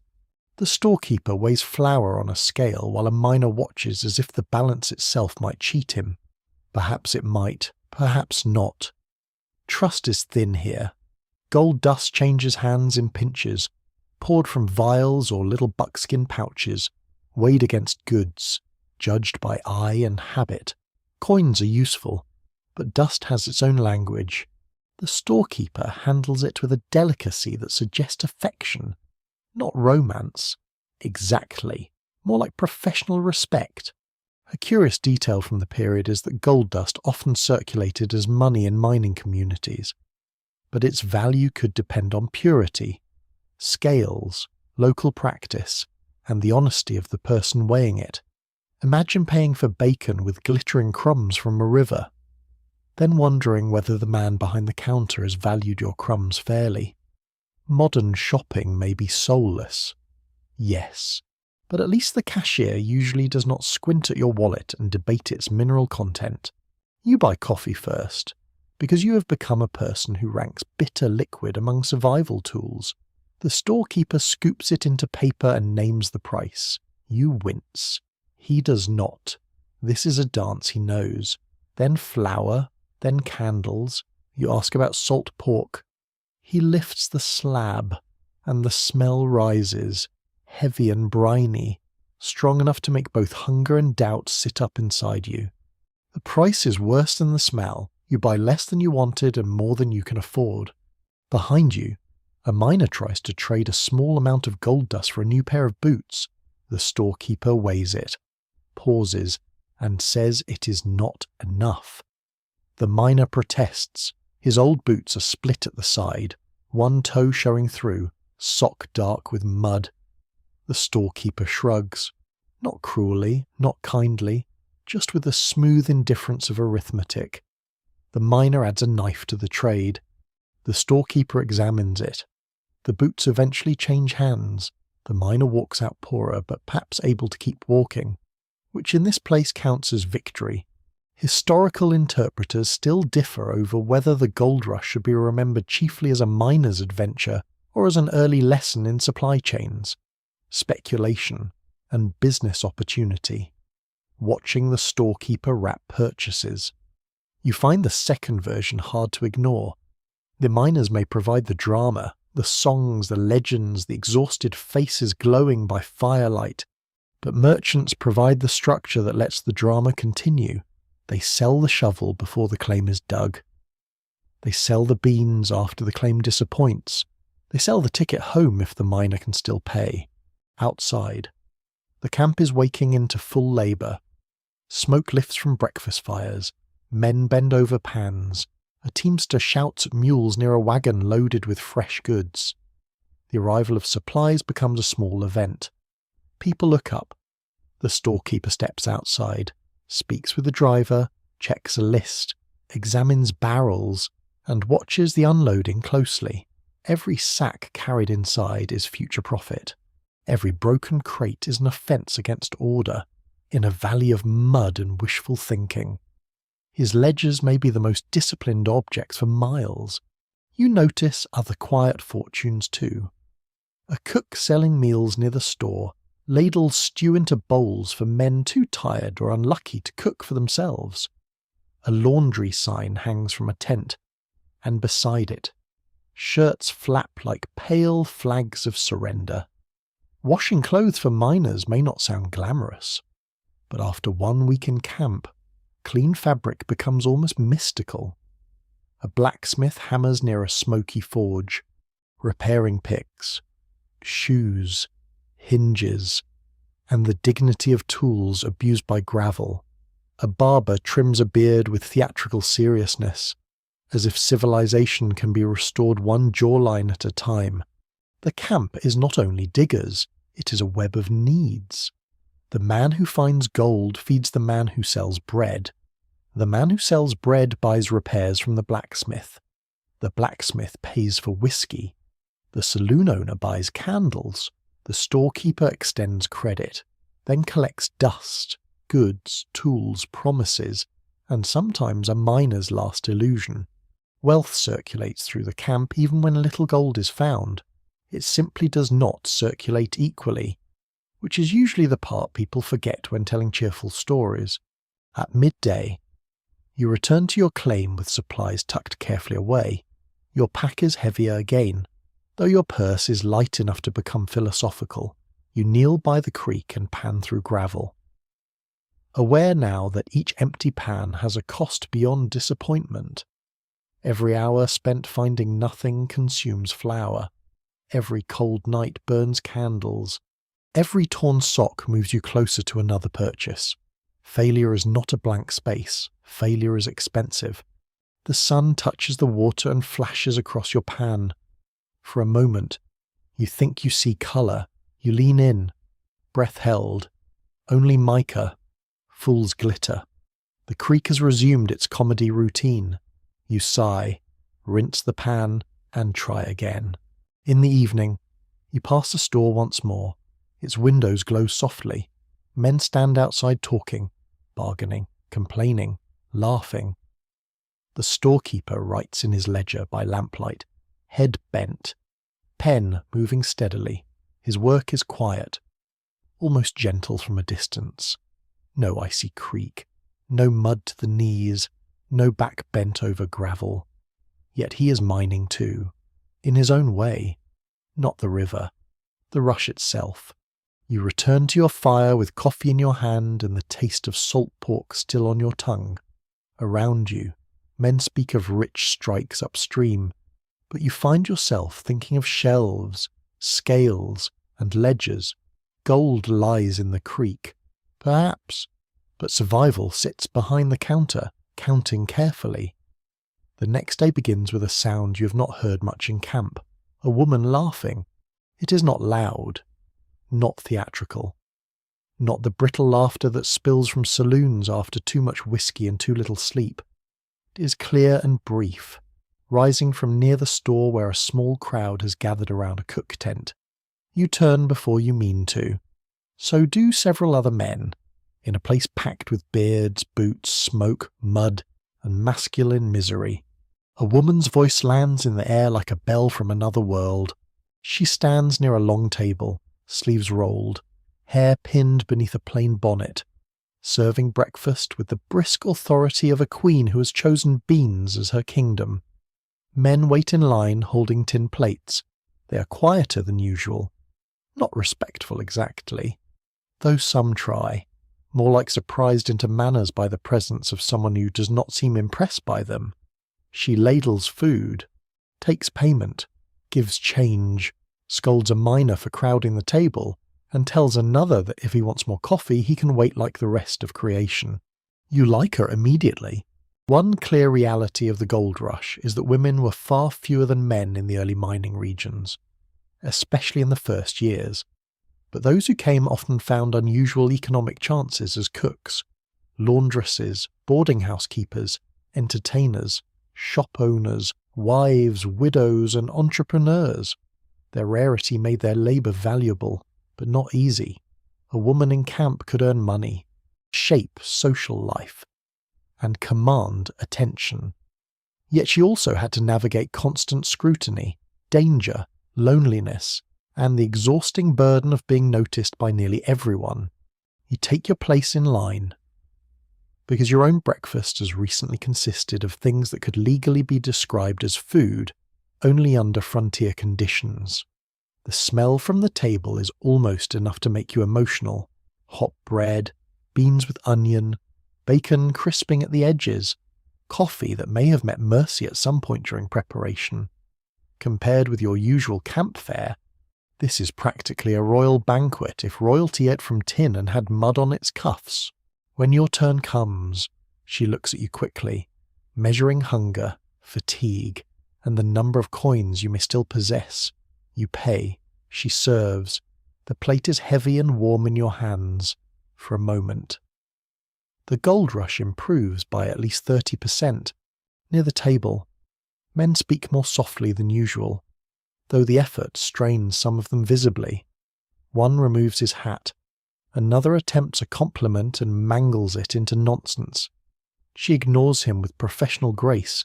This, too, is labour. Not simply cooking, not simply managing supplies, not simply rising before dawn to make a meal for men who will complain if the coffee is weak and complain if the coffee is strong. She must manage attention as if it were another dangerous tool left too close to the fire. A small and memorable detail from gold rush life is that laundry could become an unexpectedly profitable business, partly because men who could dig, haul, argue, gamble, and cross oceans were often quite helpless when faced with washing their own shirts properly. In some camps, women who washed clothes could charge high prices, and the sight of clean linen might feel almost miraculous.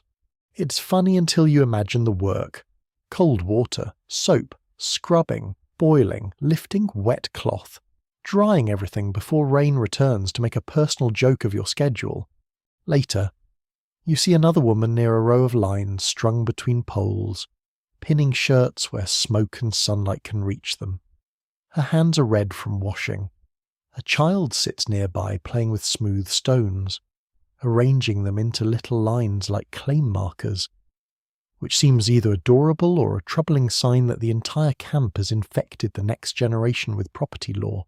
The woman shakes out a shirt, snaps it once in the air, and hangs it with crisp precision.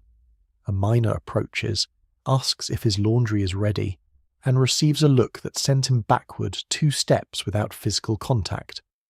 Impressive technique. Several men could learn from it. Writers of the period and later historians have often debated whether women in the goldfields gained unusual independence, or whether their opportunities were still tightly shaped by male expectations and social limits. Standing here, you see both truths walking together. A woman can earn more here than she might have earned elsewhere. She can run a business, own property, feed a camp, build influence. Yet she does all of this under eyes that judge her respectability, her clothing, her voice, her choices, her past, her company, and her price for coffee.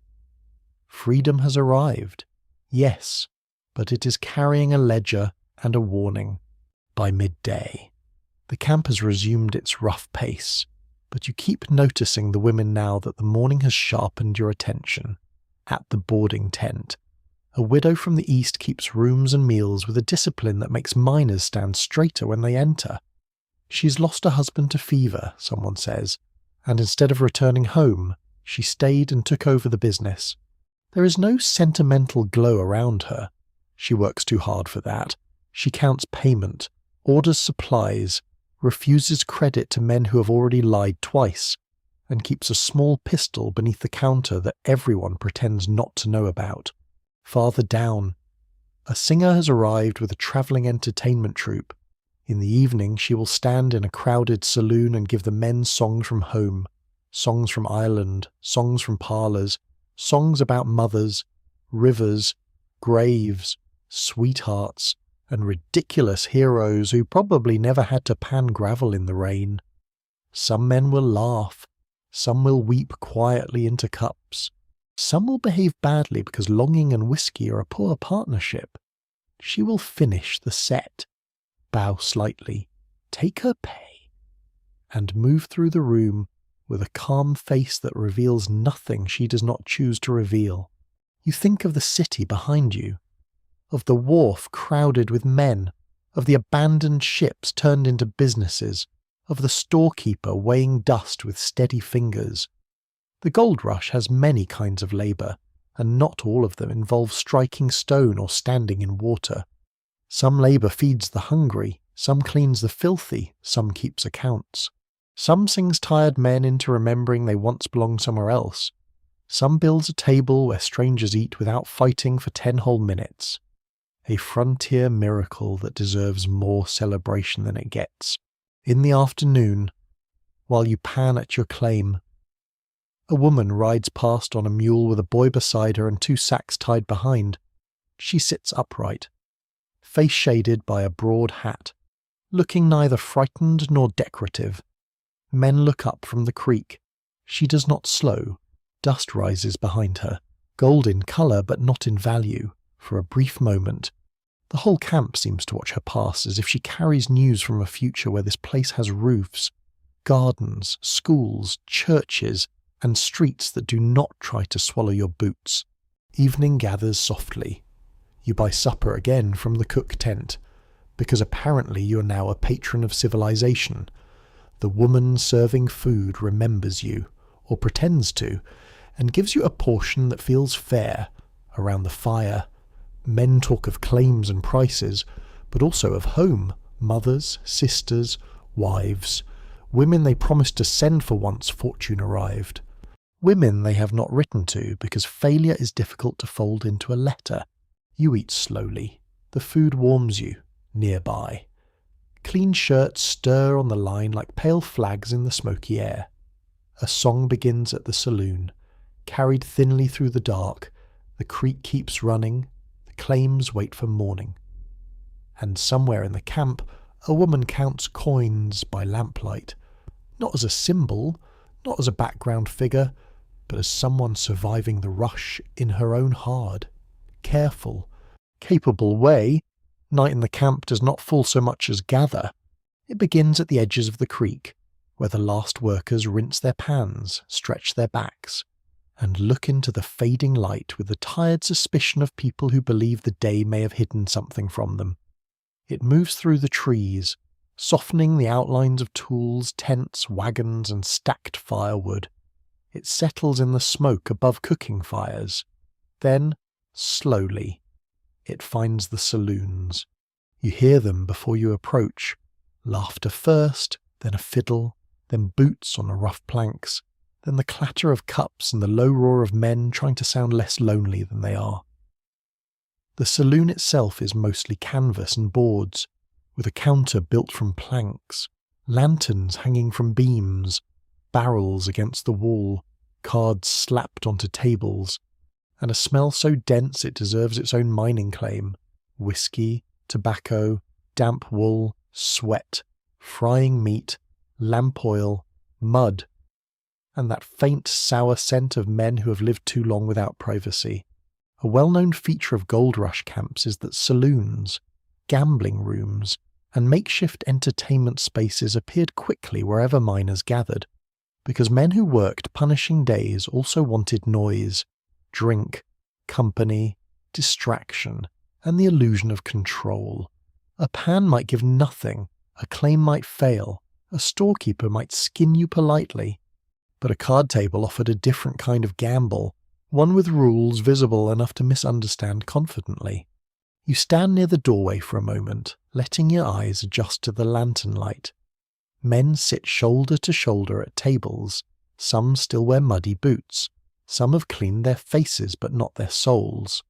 A few are laughing hard at a joke you missed, which is probably for the best. Near the back, a fiddler plays with great commitment and flexible tuning. His melody soars through the room, lively enough to make exhausted feet consider dancing and sad enough to remind everyone of places with actual flaws. At one table, poker is unfolding with religious intensity. Cards move, coins clink, gold dust appears in small pouches, poured carefully, weighed roughly, argued over softly. A man with a red beard watches his hand as if it contains a court verdict. Another chews the inside of his cheek. A third smiles in a way that makes you trust him less than the creek in flood. You keep your money in your pocket. This may be the wisest thing you have done since buying extra socks. There is an odd little custom in some accounts of the diggings, where miners used pinches of gold dust to pay for drinks, meals, wages, and small debts, sometimes with more speed than accuracy. A careless pinch could be too generous. A dishonest measure could be too light. Imagine losing a week of labour because your thumb and forefinger were feeling dramatic. Frontier finance, as usual, combines romance with terrible bookkeeping. You accept a cup of whiskey because the room expects participation, and because the day has left your bones feeling hollow. The drink burns your mouth, your throat, and possibly several moral principles on the way down. It is not good whiskey. It is barely cooperative whiskey. Still, warmth spreads through your chest. And for a short while the ache in your back steps politely aside. You can understand the appeal. That is the trouble. Many dangerous things become understandable when you are tired. The singer from the previous evening stands near the fiddler now. Her voice lifting above the smoke, she sings a song about home, not too sentimental at first, just enough to quiet the room. Men who have been laughing lower their eyes. One turns his cup in both hands. Another stares at the wall as if reading a letter written there in invisible ink. The song moves through mothers, fields, doorways, winter light, and the kind of ordinary supper nobody appreciates until it is gone. You feel it catch somewhere behind your ribs. For all the noise, the camp at night is full of homesickness. It hides in jokes, it hides in gambling, it hides in whiskey and boasting and stories about rich strikes that grow larger with every telling. It hides in the way men ask where you are from, then wait too eagerly for the answer. A place name can become a blanket. Boston, New Orleans, Dublin, Canton, Valparaiso, Hamburg, Sydney. A word is spoken, and for a second someone is not just a miner in mud, but a son, brother, husband, apprentice, farmer, clerk, sailor, teacher, fool. Scholars remain divided on whether gambling and drinking in the camps should be seen mainly as social release, moral collapse, or an improvised form of community in a place with few stable institutions, You can see the argument alive around you. There is waste here, surely. Money lost, tempers sharpened, men drinking beyond sense. But there is also companionship, news, music, warmth, and a room where a person can sit near others without bending over gravel, in a life reduced to labour and uncertainty. Even a smoky saloon can become a kind of hearth, though not one your grandmother would approve of, unless your grandmother was extremely practical. A sermon begins outside. At first you think you imagined it, but no. Beyond the saloon flap, a preacher has gathered a small ring of listeners under the darkening sky. His voice rises against the fiddle, not angrily, but firmly, speaking of temptation, judgment, mercy, and the dangers of gold eating the soul. Several men in the saloon groan. One calls for louder music. Another goes quiet and listens through the canvas. You step outside for air and find the preacher standing on a crate, coat damp with mist, face pale in lantern glow. The camp gives him mixed attention. A few men stand respectfully, a few smirk. One miner mutters that if gold is a temptation, he would like enough temptation to test his character properly. Gentle sarcasm survives even in spiritual crisis, yet the preacher continues, and there is courage in that too, not the same courage as crossing a river or defending a claim. Perhaps, but courage all the same. He is trying to build a moral room in a place where most walls are canvas. You return inside as the cards resume their hold. The red-bearded man wins a hand and laughs too loudly. A younger miner loses, stares at the table, then reaches for his pouch again. You know that look now. It is the same look men give the creek. The next pan, the next card, the next bend, the next deal. The gold rush teaches repetition as faith. Sometimes faith becomes endurance. Sometimes it becomes ruin wearing a familiar hat. Later. The music quickens. A few men dance, badly but with feeling. Boots thumping on boards. Someone claps. Someone spills a drink. The singer smiles without giving too much of herself away. Smoke thickens. Lanterns swing. Outside. The creek runs through darkness, cool and clear beneath the warm human noise. You think of your claim, your tiny flake, your shrinking supplies, and the storekeeper's ledger. Then you look around at the room and understand that no one comes to the saloon only for whiskey. They come because silence is dangerous after dark. At last, you step away from the light. The night air feels clean after the room, though it carries smoke from a dozen fires. Stars show between the trees. Behind you, the fiddle continues, thin and stubborn.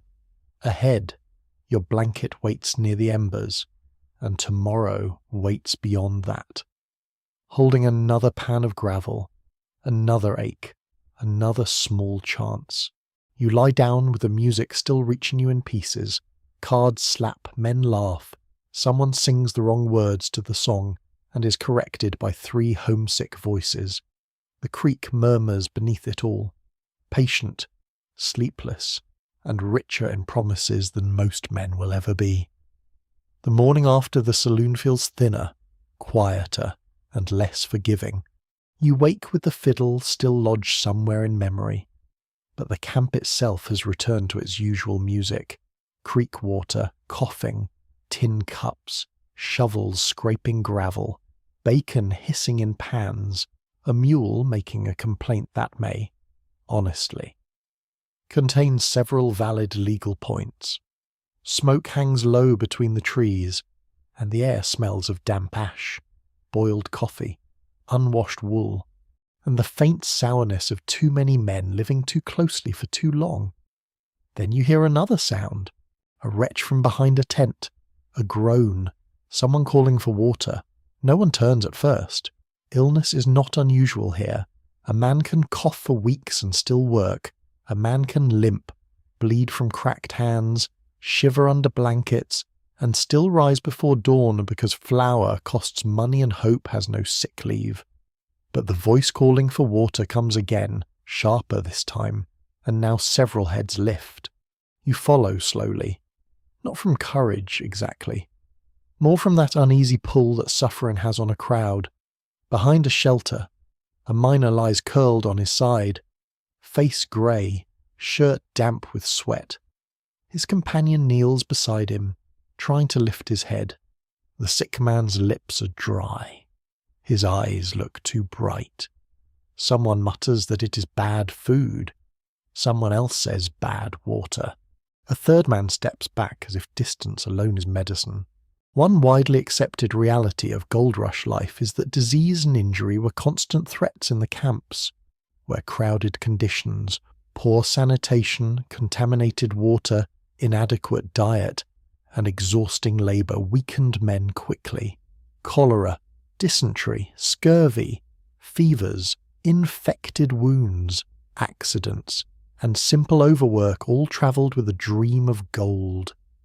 The rush did not only test ambition, it tested stomachs, lungs, teeth, skin, and the humble ability of a body to keep going when treated like rented equipment. A doctor is called, though the word doctor carries flexible meaning out here. He arrives carrying a bag, a serious face, and the confidence of a man who has seen enough misery to move efficiently through it. His coat is worn at the cuffs.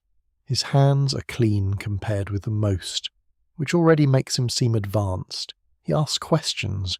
What did the sick man eat? Where did he drink? Has he passed water? How long has the fever lasted? The companion answers badly.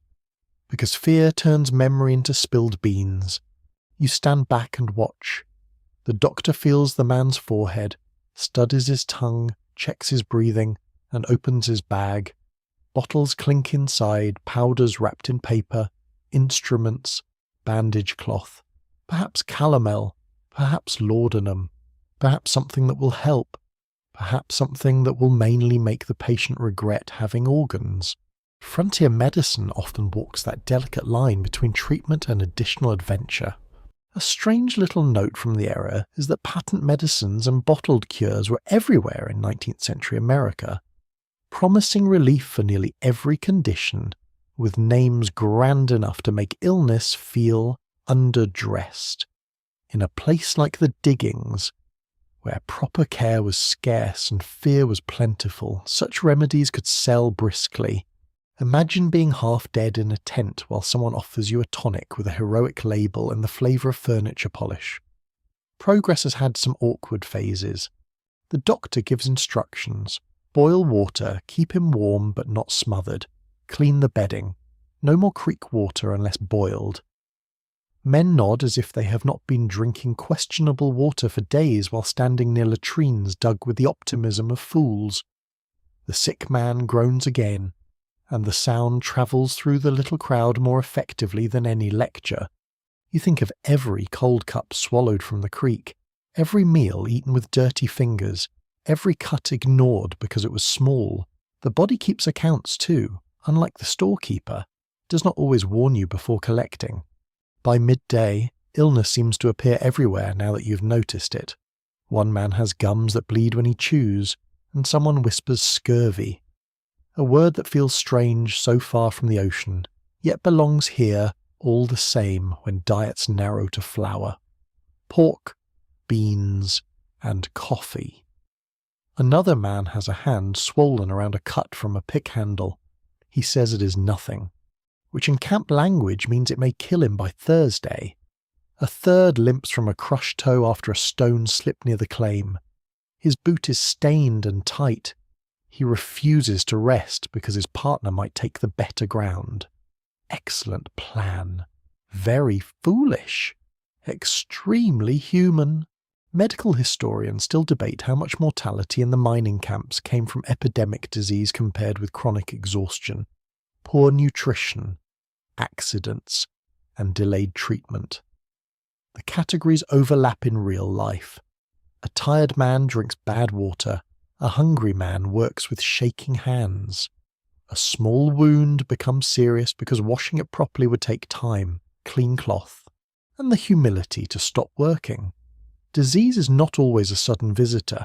Sometimes it is a slow committee of bad conditions, meeting daily inside the body. You return to your claim.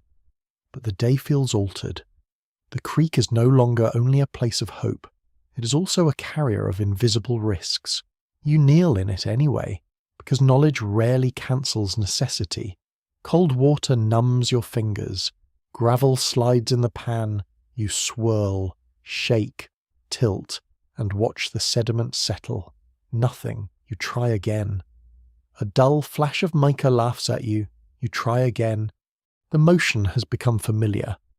But your mind stays with the sick man behind the tent, the doctor's bag, the grey face, the request for water. At lunch, you boil your coffee longer than usual and try to feel virtuous. The result tastes even worse, which seems unfair but historically plausible. You chew bread, eat beans, and study your hands. Cracks line the skin. Dirt sits beneath the nails no matter how often you rinse them. A small scrape near your thumb looks red at the edges. Suddenly it becomes the most interesting scrape in California. You wash it, wrap it, and feel both sensible and slightly ridiculous. This is how survival works sometimes. A man learns caution not from wisdom, but from watching another man suffer at discouraging distance. In the afternoon, news moves through camp that the sick miner is no better. Work slows around his tent. Men pretend not to listen. His companion carries water back and forth, face tight with worry. The doctor returns. A preacher visits briefly, hat in hand, voice low. No one jokes much near that shelter. Even the saloon feels quieter before dusk, as if the camp has remembered that a body can vanish from its own plans very quickly. Evening lowers with a pale gold light touching the creek. It is beautiful, annoyingly beautiful, considering how much trouble it causes. Smoke rises straight for once. A few men cook. Someone sings softly, not for entertainment, just to fill the space between thoughts. You sit by your fire and mend the wrapping on your thumb. The tiny flake in your vial glints near the edge of your blanket. Once it seemed like proof of possibility. Tonight it seems like a small witness to cost. Around you, the camp breathes carefully. Men cough into sleeves. Boots dry by the fire. Beans simmer. Water boils in blackened pots. More of it now. Because fear can teach faster than advice. Somewhere behind a tent. The sick man murmurs in sleep or fever. The creek runs on, washing gravel, carrying silt, offering gold to a few, sickness to some, and indifference to all. You lie down later with your tools close, your hands wrapped, and your canteen filled with water that has been boiled into relative respectability. Above you, stars appear between drifting smoke. Tomorrow you will work again. Everyone will. The body may be fragile, but hunger is persistent, and hope, that troublesome little creature, is already awake before you are. The next morning begins with a silence that feels slightly wrong. Not peaceful silence, not the soft kind that belongs to mist, dawn, and trees. This is a listening silence, the sort that settles after people have heard something they do not yet want to repeat. You notice it as you step from your blanket, pulling your coat close against the chill. The creek runs as always, fires crackle, tin cups clink, but the voices are lower. Men stand in small groups near the store, heads bent, hats pulled down, hands tucked into belts or pockets. You join the edge of one group without asking. That is how news travels here. Not by announcement, by gravity. A miner has been robbed on the trail between camp and the next settlement. He was carrying gold dust, not a fortune perhaps, but enough to make the loss heavy. He lived, someone says. Barely, says another. No one knows whether the attackers were strangers, men from another camp, or someone who had watched him leave. The story is still wet clay. Each speaker presses a thumb into it. The news changes the shape of the morning. Suddenly every face seems more watchful. Every pouch of dust feels louder. Every path into the trees looks narrower than before. Gold does not merely attract labour, it attracts hands that prefer another man's labour. This is not surprising, of course, but disappointment often arrives dressed as the obvious. One established fact of Gold Rush society is that law enforcement was uneven in the early mining regions, and communities often relied on informal justice, miners' meetings, local committees, or vigilante action when official courts and officers were absent or weak. That could produce quick order, but also frightening mistakes, prejudice, and violence wrapped in the language of necessity. A camp can become a courtroom very quickly when enough frightened men decide they're also judges. You feel that possibility before noon. 2 strangers are brought into camp by a group of armed miners. Their wrists are tied with rope, their clothes are dusty. One has a bruised cheek. They're accused of theft, though the facts seem to arrive behind them at a slower pace. A crowd forms in moments. Men leave pans in the creek. A cook steps out from her tent, wiping her hands on her apron. The storekeeper appears in his doorway, expression unreadable. Even the mule near the wagon watches with the grim attention of a creature who has always suspected humans were a poor idea. The accused men protest. One speaks angrily. The other looks pale and frightened, swallowing hard. The men who captured them claim they found gold dust hidden in a pouch. Someone asks whose dust.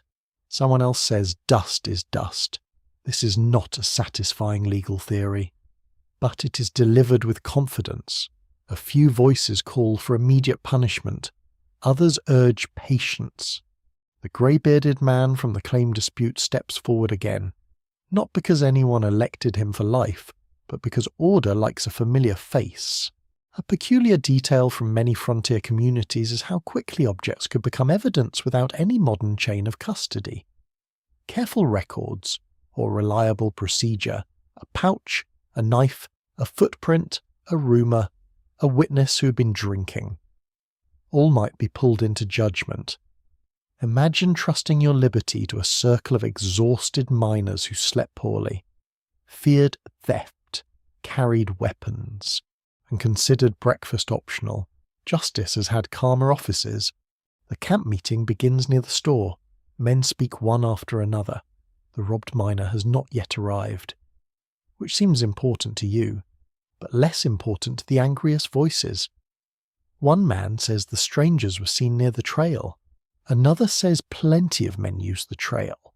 Someone claims one of them tried to sell dust too quickly. Someone else asks what too quickly means.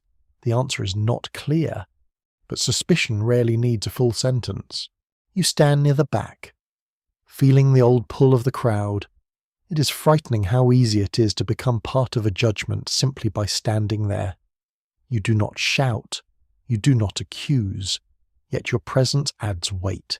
So does everyone's. The accused men look from face to face and see not individuals, but a wall of tired hunger and fear.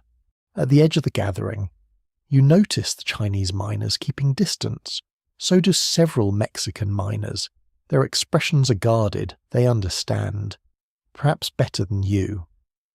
How quickly justice in a camp can turn toward the convenient outsider. The lesson from the claim disputes returns. Darker now. Rules made by men can protect. They can also choose whom not to protect. Many scholars now wrestle with how to describe vigilante justice in Gold Rush, California, since some people at the time saw it as a practical answer to disorder, while later observers point to its danger, racial bias, and lack of due process. Standing in that crowd, you feel both the urgency and the danger. Theft can ruin a miner. A robber on the trail can make every journey terrifying. But fear is a poor lantern. It lights only what it wants to see. The robbed miner finally arrives, supported by 2 companions. His face is swollen, his steps slow. The crowd parts for him. He studies the accused men. The whole camp seems to hold its breath.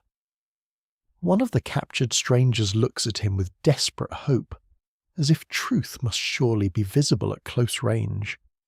The robbed man hesitates. That hesitation saves the morning from becoming something worse. He says he cannot identify them. He was struck from behind. He remembers a dark coat. Maybe a voice. Maybe. The pouch found on the strangers could be theirs. Could be anyone's.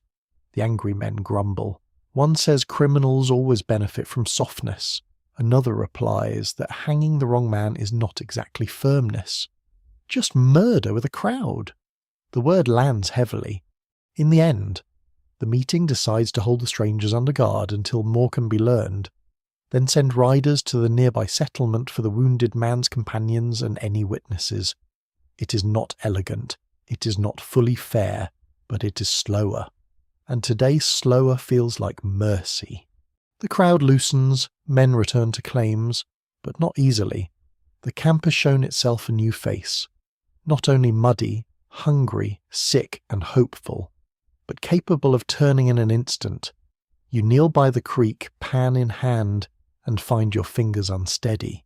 The water carries sand away as if nothing has happened. Gravel settles, black sand gathers, no gold. You're almost relieved. A rich strike today would feel too loud. In the afternoon, talk shifts from theft to race, from race to outsiders, from outsiders to old grudges, and from old grudges to whiskey. You hear ugly remarks by the saloon. Casual as spit, you hear another man object. Quietly but firmly, you hear someone warn that foreign miners take what should belong to Americans, though the river has not signed any such agreement. You remember the Mexican miner's skill, the Chinese miner's patience, the voices from many countries rising with the smoke. Gold has made neighbours of strangers, but not siblings. Not yet. Maybe not ever. Evening comes with a red glow behind the trees. The saloon is busy, but the laughter has an edge. The storekeeper closes early and bars the door. Men check pouches, pistols, claim markers, and partnerships. The singer performs a softer song, perhaps sensing that the room cannot bear anything rowdy without cracking. Outside, the preacher speaks with the wounded miner, head bowed. You sit beside the fire and look at your tiny vial. That little flake once seemed harmless, almost sweet. Now you understand how even a small shine can change the way men see one another. Gold is beautiful because it does not tarnish. People, unfortunately, are more complicated. Night settles. The accused strangers sit under guard near a lantern, faces hollow with worry. The creek keeps murmuring beyond them, cool, silver, and indifferent. You lie down with your tools close, your pouch hidden, and your sleep lighter than before. By morning, the camp has gone back to work because camps do that, even after fear has passed through them. The accused strangers are gone, sent under guard toward the nearby settlement with more questions than answers behind them. The robbed miner lies in a tent, alive but quiet. The men who shouted loudest yesterday now bend over their claims as if nothing unusual happened. The creek glitters under pale light, shamelessly calm. It has no memory for human drama. It only carries water, sand, and the faint possibility that one more pan may change everything. You kneel at your claim and begin again. Scoop, swirl, shake, tilt, watch. Nothing again, nothing again. A dark line of black sand gathers at the bottom, heavy and neat, but no yellow point appears. Your hands move more smoothly now. You're no longer the awkward newcomer treating the pan like a dinner plate. As that older miner kindly informed you with the tenderness of a falling brick. You know how to let the water carry away the lighter material. You know where to dig behind stones, how to test gravel from a bend, how to judge the weight that remains. Your skill has improved, your results have not. Which feels like a personal insult from geology. A central truth of the gold rush is that the easiest surface gold did not last long in many places. As more miners arrived, rich shallow deposits were quickly worked over, and success required more labour, better equipment, deeper digging, organised crews, or movement to new locations. The early dream of a lone man casually finding fortune in a creek did not vanish all at once. But it grew thinner day by day, like coffee stretched for too many guests. You see it in the camp now. Men talk less of simple panning and more of cradles, sluices, toms, dams, shafts, tunnels, partnerships, and claims farther away. The language is changing. Gold is becoming less like a lucky sparkle and more like a business that hates amateurs. Men who once arrived with a pan and heroic cheekbones now discuss lumber, water rights, labour, and investment. Very romantic. Nothing says destiny like arguing over who will pay for boards. Downstream, a crew has built a long wooden sluice, raised on supports, with water rushing through it. They shovel gravel into the flow, letting the current wash lighter material away, while heavier particles settle behind riffles. It is louder than panning, more efficient, and clearly requires teamwork. One man feeds the gravel, another manages water, another clears stones, another checks the trapped material. Their movements are tired but coordinated, like a dance invented by accountants and back pain. You stand for a while watching. The sluice seems impressive, almost grand compared with your lonely pan. It also looks expensive. Lumber must be bought or cut. Tools must be shared. Water must be diverted. Men must trust one another long enough to divide whatever appears at the end. That last part may be the hardest technology of all. A lesser known but revealing detail is that miners sometimes formed companies or partnerships, not because they were naturally cooperative saints, which would be a bold claim in this camp, but because larger methods demanded more hands and resources than one person could provide. A man might prefer independence in theory, yet still join others because a creek bed does not care about his personal brand. The land begins to force organisation where fantasy promised freedom. By midday, you try a deeper hole near the edge of your claim. The soil is wet and heavy. Gravel slumps back into the pit. Your shovel bites, lifts, throws, bites again. The work is slower than panning, more muscular, less graceful. Mud grips the blade. Roots snag. Stones knock your wrists. Sweat gathers beneath your shirt, though the air remains cool. After an hour, your shoulders burn. After 2. You begin to feel that your body has been purchased cheaply by a very demanding employer named Hope. You carry a bucket of deeper gravel to the creek and wash it carefully. Nothing. Another bucket. A tiny flash. Then mica. Another. Dark sand. No gold. You want to be philosophical? You want to say that labour itself has dignity? It does. Probably. But dignity would be more charming if it paid for flour. Around you, disappointment is becoming a daily tool. Men use it, carry it, sharpen jokes against it. A miner near the bank says he has found enough gold this week to buy half a breakfast, provided the cook is sentimental. Another says he would be rich if California accepted blisters as currency. A third says nothing at all, only pours his pan out with a hard little motion and starts again. That silence worries you more than the jokes. Academic discussions still circle around how quickly the rush shifted from individual placer mining to more capital-intensive operations, and how uneven that shift looked across different regions. In some places, easy gold truly vanished fast. In others, small miners lingered for years, scraping out modest returns, moving from bar to bar, creek to creek, claim to claim. The transition was not a single door closing. It was more like a room slowly filling with smoke. At first, everyone keeps working. Then, one by one, they realize breathing has become harder. In the afternoon, a rumour sweeps through camp of rich ground several miles away. It begins as a whisper near the store, grows beside the cook tent, and reaches the creek in splendidly enlarged form. By the time it arrives near you, men are supposedly pulling nuggets from moss with spoons, which seems unlikely but emotionally persuasive. Several miners immediately discuss leaving, others scoff, then quietly pack a little before dusk. The storekeeper watches with calm interest. A rush within the rush is excellent for business. People moving in panic buy things. You feel the pull. Of course you do. Your claim gives little. Your supplies shrink. Your back aches. Somewhere else may be better. That phrase, somewhere else, is perhaps the true anthem of the gold rush. Somewhere else. The gravel is richer.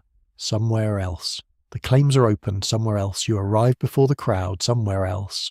The dream has not yet been poured over by 1,000 cold hands. But moving has a cost. Travel means food, risk, lost time, uncertain ground, new claim rules, new neighbours, new quarrels, new prices. Staying has a cost too. Empty pans, fading hope, the slow humiliation of working ground that may already have given up its best secrets to men who arrived earlier, worked faster, or simply got lucky when luck was still loose on the surface.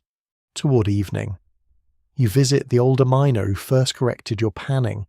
He sits on a stump near his shelter, mending a strap with fingers thick from years of work.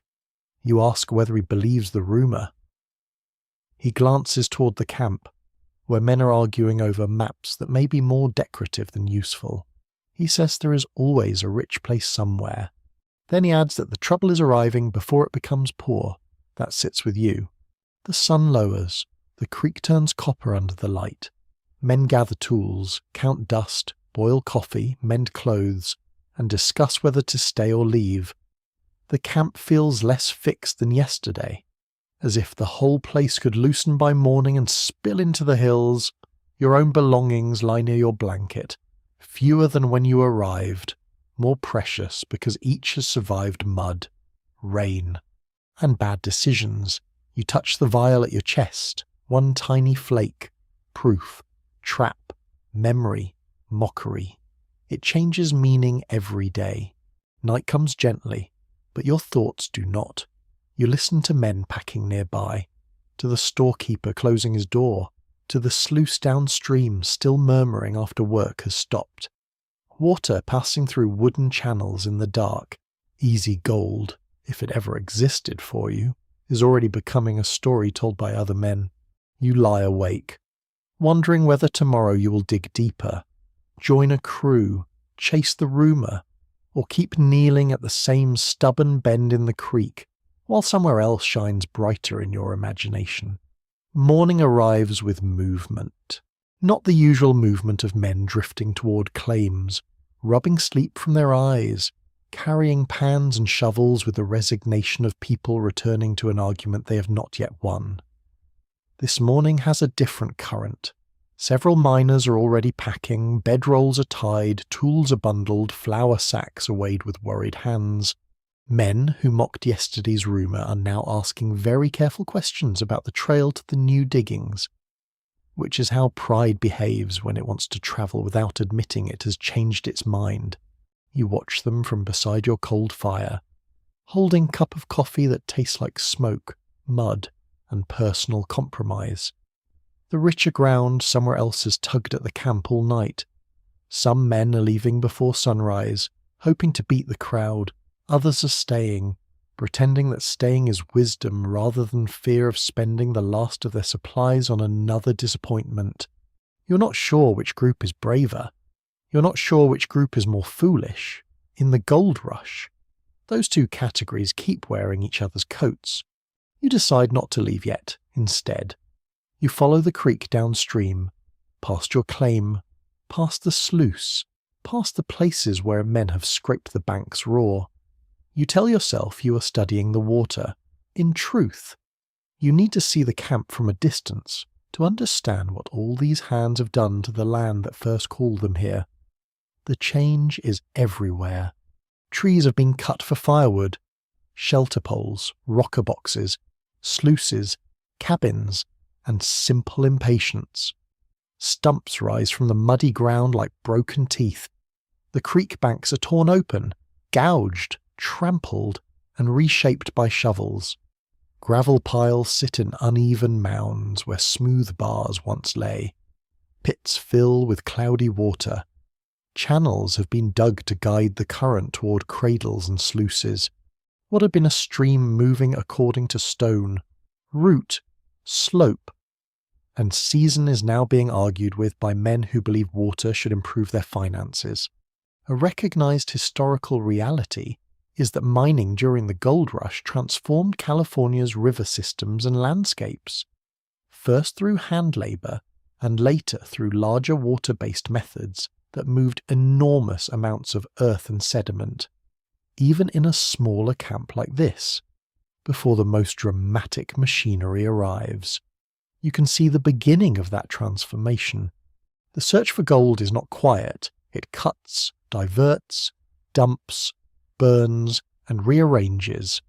It leaves marks that do not vanish when the miners move on. You step over a ditch where water has been redirected from the creek into a wooden trough.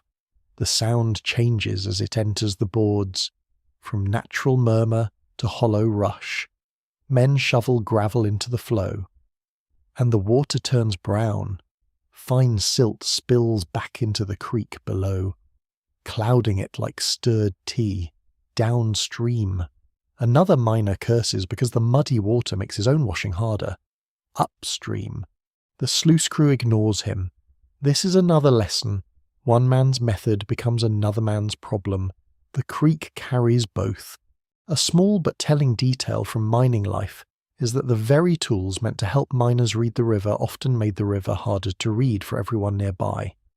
Muddy runoff, shifted gravel, diverted channels, and abandoned tailings changed where gold might settle and where water could safely flow. The miners were not just searching the landscape, they were editing the document while trying to read it, which is never a good method unless you enjoy confusion with your breakfast. Farther along, you find a stretch where the bank has collapsed under repeated digging. Roots dangle from the exposed soil. A small tree leans over the water, its grip loosened. The earth smells raw, wet, and mineral, like a wound opened by a shovel. You stand there for a while, listening to gravel slide into the current. It is not dramatic. No thunder, no grand disaster, just small collapses, repeated often enough to become history. Beyond the creek, trails multiply through the brush. Men and animals have worn paths to woodpiles, claims, camps, latrines, stores, and cook fires.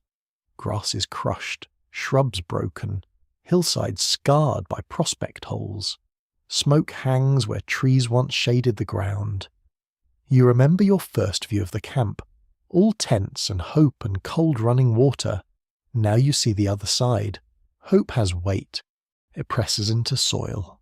Scholars continue to examine how deeply the gold rush accelerated environmental change in California, and how early hand mining connected to later, more destructive industrial mining. Some emphasize the massive damage of later hydraulic methods, when water cannons tore hillsides apart. Others point out that the pattern began earlier, in thousands of small acts by ordinary miners reshaping streams, cutting timber and crowding watersheds. Standing here, you do not need to choose one version completely. The future disaster is larger, yes, but the habit is already present, one shovel at a time. You hear voices ahead and slow, near a bend in the creek. Several indigenous people stand at the edge of the disturbed ground. A woman holds a basket. A man beside her watches the miners work with a face that gives away little. Two children remain partly behind him, looking at the muddy water. The miners nearby keep shoveling, but they are aware of being watched. The air is not openly violent in this moment, yet it is tense in a way that makes your shoulders tighten. The gold rush did not unfold on empty land. Long before men like you arrived chasing metal, indigenous communities lived, hunted, gathered, burned, travelled, traded, told stories, buried their dead, and understood these rivers through generations of use and care. Now the banks are torn, fish runs disturbed, oaks cut, meadows trampled, and water clouded. To you, the creek is a possible fortune.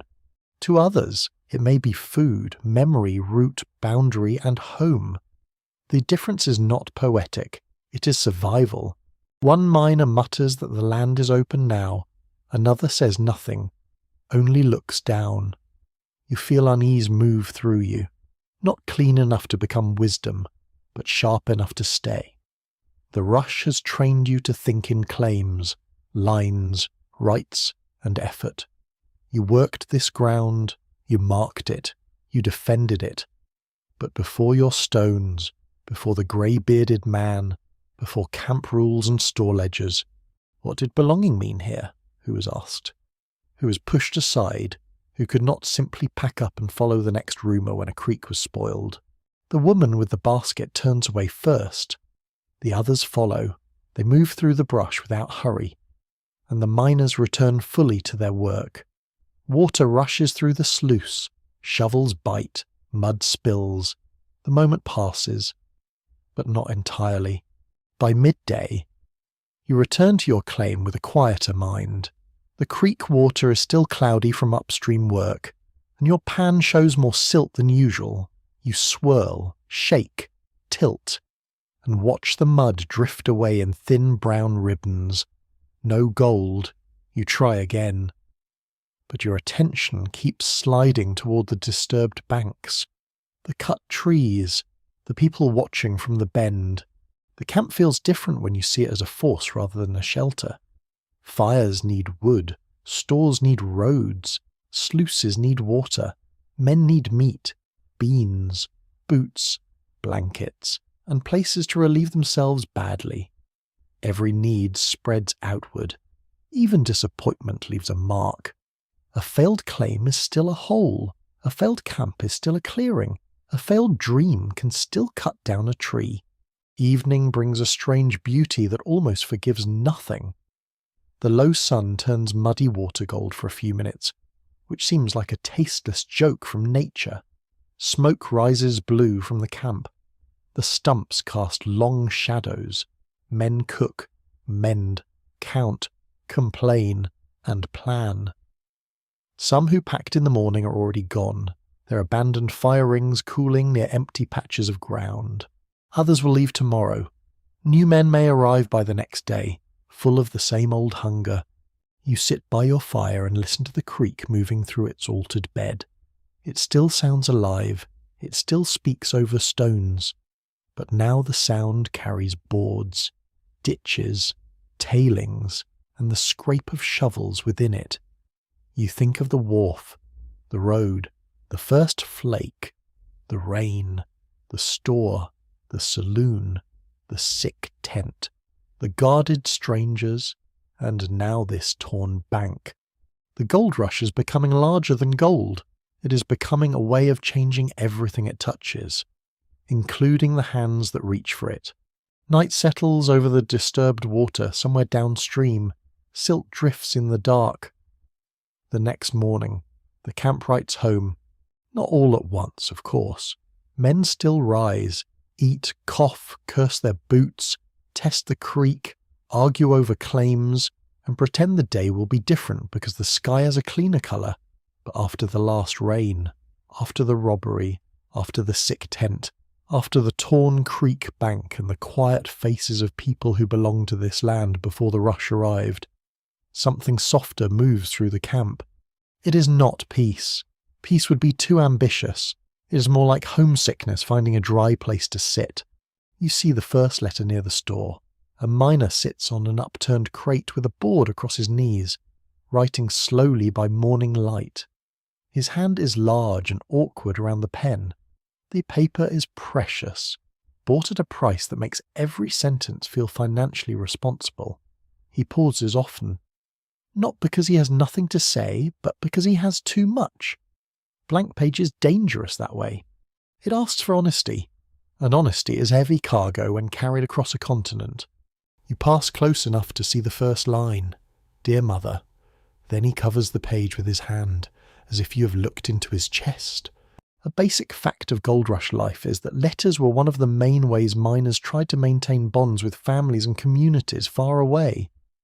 Though mail could be slow, uncertain, expensive, and shaped by the writer's pride. A letter might take weeks or months to travel. It might be lost. It might arrive after the news inside it had grown stale or false.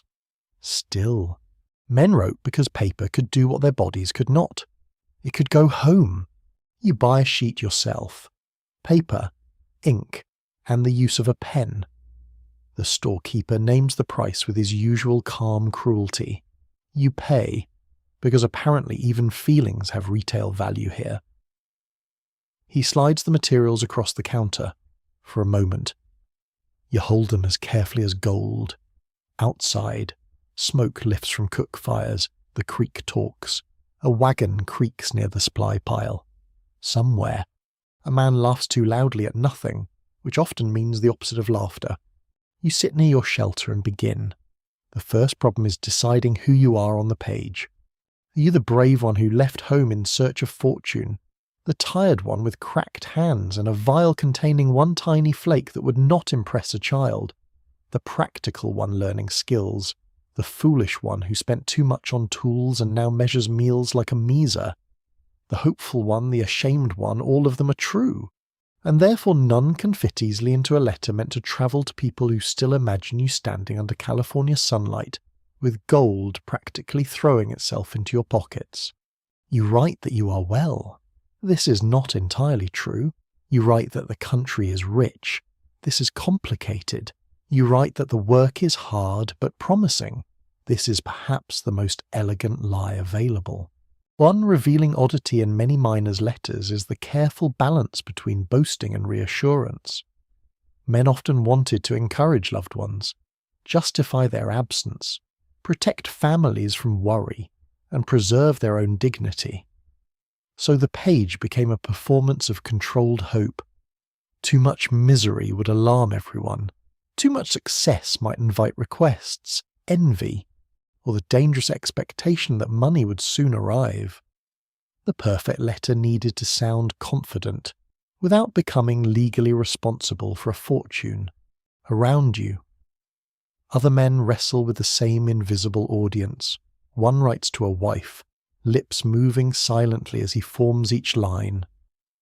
Another asks a literate friend to write for him, dictating in a rough voice that turns tender only when naming his children. The friend pauses and asks whether he really wants to say the claim is doing fine. The miner looks away and says yes, put that, doing fine, near the cook tent. A man from Ireland writes with a speed that suggests practice, filling pages in a neat hand. Beside him, a young miner stares at paper for so long that the ink dries on the pen. Perhaps he left after a quarrel. Perhaps he promised to return rich. Perhaps he does not know whether his father is proud, angry, or dead. The gold rush is full of such unfinished conversations. The road carried men away faster than words could settle behind them. Researchers still debate how reliable miners' letters are as evidence of daily life, because they reveal feeling and detail while also hiding embarrassment, exaggerating prospects, and shaping truth for readers back home. You can feel that debate in your own hand. If a future stranger found your letter, what would they know?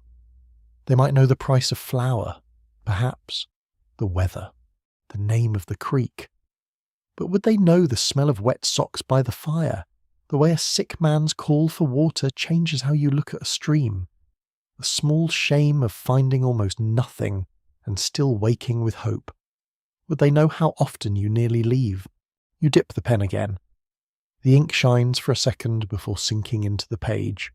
You describe San Francisco, but lightly. No need to mention how fast money vanished there. You describe the road, but make it sound adventurous rather than stupidly painful. You mention the camp, the creek, the many men from many countries, the hard work, the rising towns, the strange prices. You almost mention the robbery, then do not. You almost mention the accused strangers, then stop. You almost write about the indigenous people watching the damaged creek. But your hand hesitates. How would you explain that to someone who believes California is merely a wide empty stage for your future? Instead, you write that the land is beautiful. That, at least, is true.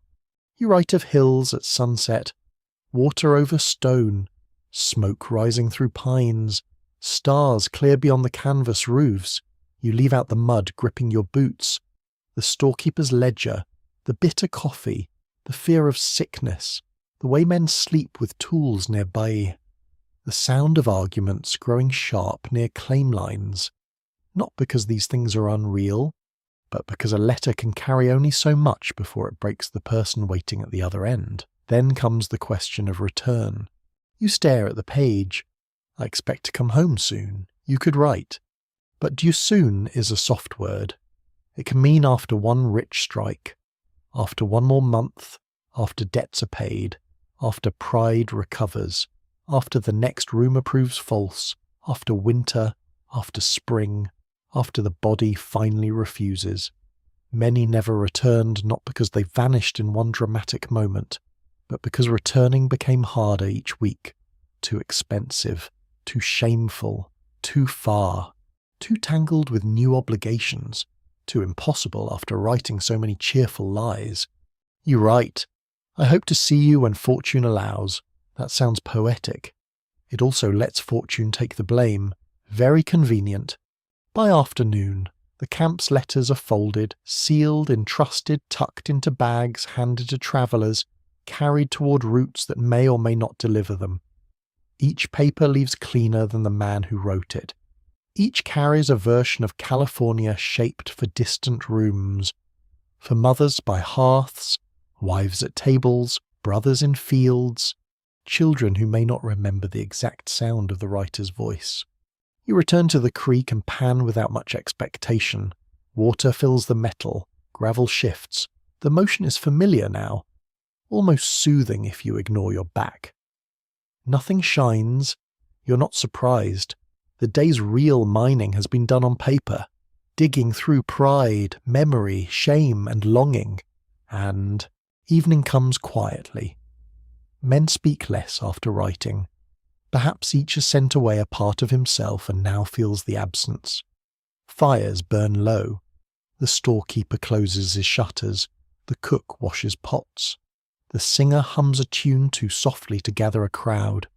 Somewhere, a pouch of letters begins its long road out of the diggings, carrying good health, fair prospects, and promises polished brighter than truth. You lie down with ink still faintly staining your fingers. Your tiny vial rests near your chest. Your letter is gone in the dark. You imagine it travelling over rivers, roads, sea, and time, until someone far away opens it with hopeful hands and believes, for a little while, that you're doing fine. The next morning, the camp looks a little less temporary.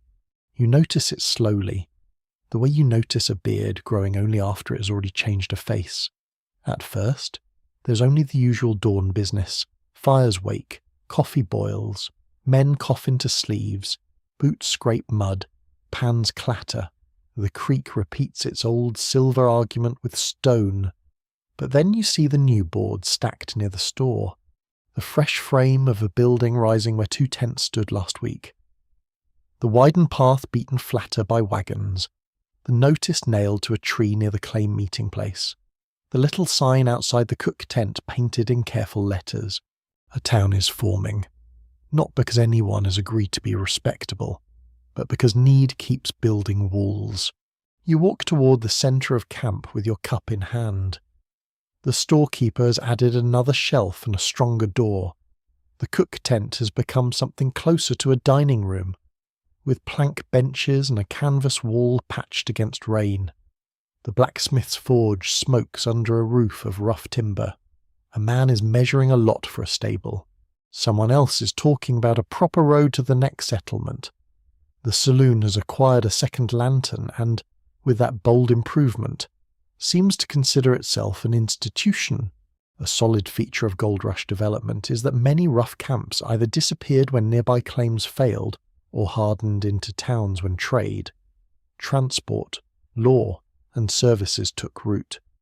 What began as tents beside water could become streets, stores, churches, newspapers, courts, hotels, and supply centres. The transformation was uneven and often chaotic, but it happened quickly where money, traffic, and ambition gathered long enough to become habit.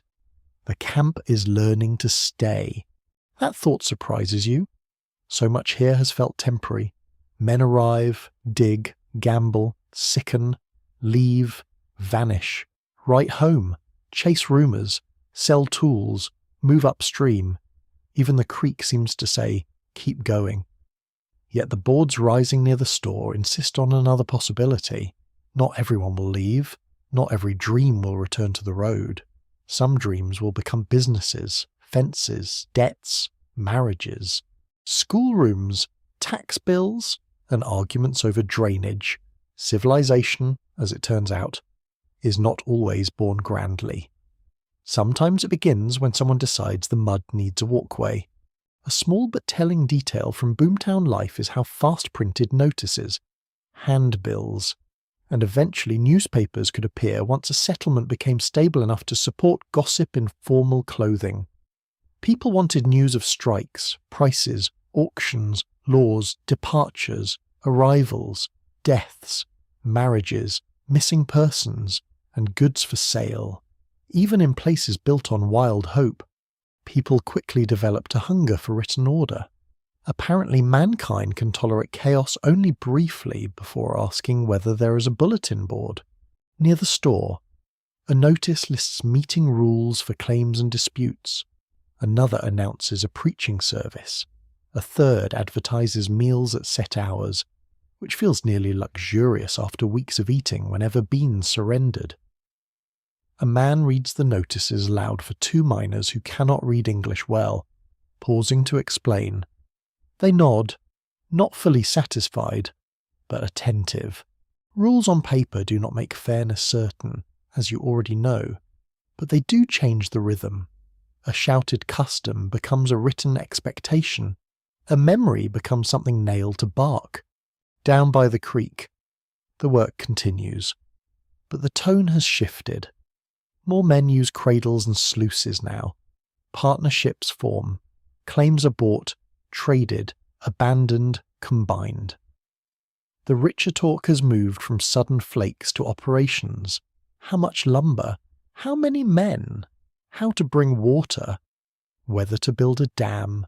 Whether to hire help? Whether to trust partners with dust at the end of the week, which is a spiritual question disguised as accounting.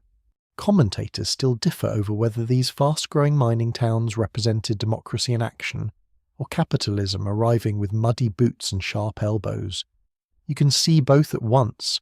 Men gather to set rules, they vote, argue, settle disputes, create order because no distant authority can move quickly enough. Yet money presses into every decision. The man with capital can buy equipment. The man with credit can survive poor weeks. The man with a store can outlast the man with a pan. The town grows from cooperation and inequality together, like two roots wrapped around the same stone. By midday, a wagon arrives carrying not only supplies but furniture, actual furniture, chairs, a table, a small stove, a trunk, a mirror wrapped in cloth. The camp gathers to watch, because a mirror in a place like this feels almost scandalous. Who among these men truly wants to see himself clearly? A barber claims it at once for his shop, and several miners groan. The barber says grooming is civilization. A miner replies that civilization must be cheaper elsewhere. This is fair criticism. The mirror is carried into the barber's rough room, and later you catch sight of yourself in it by accident. You stop. The person looking back is not the one who stepped off the wharf in San Francisco. His face is leaner, his beard rougher, his eyes more watchful, his shirt is patched, his hands are cracked. He has learned of prices, mud, hunger, claims, rain, sickness, fear, and the delicate art of pretending one tiny flake is a beginning rather than a joke. You almost laugh. You almost look away. Instead, you stand there a moment longer, letting the town show you what the creek has made. In the afternoon, a man speaks of starting a school if enough families arrive. Another says a church building will come first. Someone else says a jail would be more useful than both, which may be cynical, but not entirely irrational. The widow who runs the boarding tent negotiates for lumber with the storekeeper and wins a better rate than anyone expected. The cook hires a helper. The blacksmith takes on an apprentice. The singer talks of moving on, then does not leave. The camp, stubbornly, gathers rolls around itself. Even the roads begin to matter differently. Once they were simply routes in and out, lines of hunger and rumour. Now they carry mail, supplies, customers, law, gossip, tools, wives, children, doctors, preachers, gamblers, investors, and men who arrive too late for the easiest gold but not too late to buy a meal. A town is a machine for catching movement and making some of it stay. You spend part of the day helping lay planks across the worst mud near the store. No one pays much. But the cook offers supper, and your back has already suffered for less noble causes.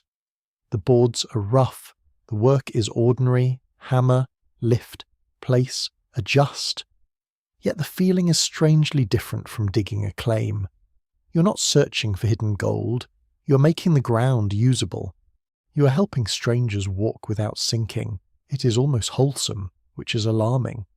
The gold rush may be damaging your character in unexpected directions. Evening settles over a camp that now has the corners of permanence. Lanterns glow in doorways. A bell rings near the cook tent. The forge pulses red. The saloon music starts. A preacher's voice rises, then fades beneath laughter. Somewhere. Someone reads a letter aloud. Somewhere else. Dust is weighed behind a curtain. The creek keeps running, but the town no longer seems merely camped beside it. It is fastening itself to the banks, board by board, rule by rule, debt by debt. You sit outside with supper warm in your hands and watch people move along the plank path. Men who might have left yesterday now pause to talk about tomorrow's meeting. A trader asks about renting space. The storekeeper writes by lamplight. The widow counts plates. The blacksmith closes his shutters. The world of tents is not gone, but another world is growing through it. You thought the gold rush was about reaching gold country. Now you see it also creates places that hold people. When gold fails to hold its promise, some will stay because they prosper, some because they cannot afford to leave, some because shame makes home too far, some because, after enough days, mud and smoke and bad coffee become familiar, and familiarity can masquerade as belonging. Night deepens, the new boards cool under starlight, the creek speaks beneath the town's rising noise, and you feel the strange machinery of settlement turning round you. The next morning, someone sells his pan. You see it beside the store, where the light is still soft and the mud has not yet been fully insulted by boots. The man is thin, not old, though the camp has made him look worn around the mouth.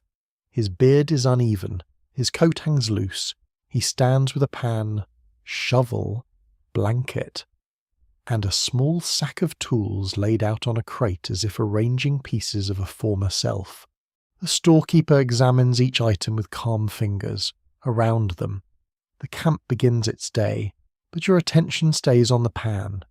It is dented at the rim, scratched inside, darkened by use. A tool like that carries hours in its metal. Cold mornings, false flashes, black sand, hope rinsed away in circles. The storekeeper taps the pan, names a price, and the miner flinches. You know the price is low, the miner knows it too, still he nods. A firm reality of the later rush years and even the early crowded months is that many miners left the diggings with far less than they had expected, sometimes selling tools and supplies simply to pay debts, buy food, or afford passage elsewhere. The story of the gold rush often follows those who struck it rich, because bright endings travel well, But the roads out of the camps were full of men carrying quieter results. Empty purses, worn boots, letters unanswered. Pride folded small enough to fit inside a coat. The storekeeper counts coins into the miner's hand, not many. The man closes his fist over them, then looks once toward the creek. It is not a dramatic look. No farewell speech, no curse. Just a glance. Tired and flat. Like someone checking the weather before stepping outside. Then he lifts his remaining bundle and walks toward the road. You watch until tents hide him. The camp barely pauses. That may be the cruelest part. A man can give months of his body to a place. And the next morning the creek still runs. The cook still serves beans. The blacksmith still hammers. The storekeeper still weighs flour. And another newcomer will likely arrive before dusk with bright eyes and a new pan. The rush is hungry for arrivals. Departures make less noise. A curious little habit in some camps was the sale of abandoned or failed miners' equipment at bargain prices, creating a secondary market of tools haunted by other people's disappointments. A new arrival might buy a used pan from a man leaving broke, then carry it to the creek as if it were a symbol of beginning. Objects changed hands. Hope did too. Very economical. Very bleak. History has a way of recycling optimism without asking whether it has been washed properly. You go to your claim, but the image follows you. The pain on the crate, the low price, the glance toward water. You kneel, scoop gravel, and begin the motion. Swirl, shake, tilt, watch. Nothing. Again. Nothing. The work feels suddenly like a question you have been answering too long without hearing the result. At some point, persistence becomes admirable. At another, it becomes a trap with good posture. Near midday, 3 more men pack to leave. One is chasing the rumour farther north. One says he's going back to San Francisco to find work as a carpenter. The third says little. Only rolls his blanket and ties his tools with the slow care of someone who has no clear plan. Their friends make jokes to soften the leaving. See you rich next month. Save a claim for us. Do not drink the whole coast dry. The jokes fall gently. But everyone hears what sits beneath them. Leaving is complicated. To go home. A man must admit he is not yet rich. He must afford the journey. He must face people who believed his letters. He must decide what to say when asked where the fortune is. He must carry back not only his body but the story of his failure. And stories can be heavier than sacks of flour. Some would rather move to another camp, another river, another territory, another kind of work. Not home, not yet, just away. Historians continue to question how many men truly returned to their original homes after the gold rush, and how many instead scattered into California, Oregon, Nevada, Australia, cities, farms, ports, and other frontier economies. The records do not always catch them cleanly. A man can disappear without vanishing. He can change jobs, change towns, change names, stop writing, marry, die, prosper modestly, or simply become part of a new population that no longer fits the grand tale of the miner going home with a sack of gold. In the afternoon, you walk toward the road that leads out of camp. Not because you are leaving today. You tell yourself that. You're only walking. The road is lined with signs of departure. Ash from old fires. A broken shovel handle. A boot sole half buried in mud. A scrap of cloth caught on brush. Wheel ruts hardened by sun. The same road that once brought you in now looks different, as if it has been waiting quietly to collect the disappointed. You pass a man limping beside a mule. His left boot is wrapped with cloth. His face is pale with pain and stubbornness. Behind him, the mule carries tools, sacks, and a rolled blanket. He says he's going to Sacramento, then perhaps the coast. He says mining is a fool's trade, which may be true, though it sounds like a sentence he needs to hear from his own mouth. You ask whether he found much. He smiles without humour. Enough to know it exists. That answer stays with you. Enough to know it exists. That is the hook in many lives here. Not enough to change everything, not enough to repay the journey, not enough to return triumphant, but enough to prove the dream was not imaginary, which makes giving up feel like betrayal. The most dangerous promise is not a lie. It is a truth too small to live on. By evening, the departing men are gone, and new arrivals have taken their place near the store, asking the same questions you once asked. Which creek is best? Are the claims rich? What tools do they need? Is food truly so dear? One carries a polished trunk much too heavy for the trail ahead. Another wears boots that will be tragic by Thursday. You feel an urge to warn them. But what would you say? That gold exists, that it is hard, that the storekeeper will eat their purse alive, that rain finds every seam, that one tiny flake can ruin a sensible mind. They would listen, nod, and continue. You know, because you would have done the same. Night settles with the road still dark beyond the last fires. Somewhere out there, men are walking towards San Francisco, toward other rivers, toward work, toward shame, toward new hopes dressed in different names. Some will return home. Some will write less often. Some will never be seen again by the people who waited for them. Not because every life ends here, but because the rush breaks straight lines. It sends people outward like sparks from a fire, bright for a moment, then hard to follow in the dark. You lie beside your own small bundle and think of selling the pan. Not yet. The thought itself feels like touching a bruise. The creek murmurs nearby, patient as ever, offering neither farewell nor invitation. Tomorrow, perhaps, you will try again. Morning comes, and you do not leave. That is the important thing, though it does not feel important at first. There is no ceremony in staying. No wagon waits for you at sunrise. No friend clasps your shoulder and congratulates you on remaining in a muddy camp where breakfast is expensive and the creek has the personality of a charming liar. You simply wake, sit up, feel the ache in your back, listen to the water, and realize that your bundle is still beside you. Tied but not lifted.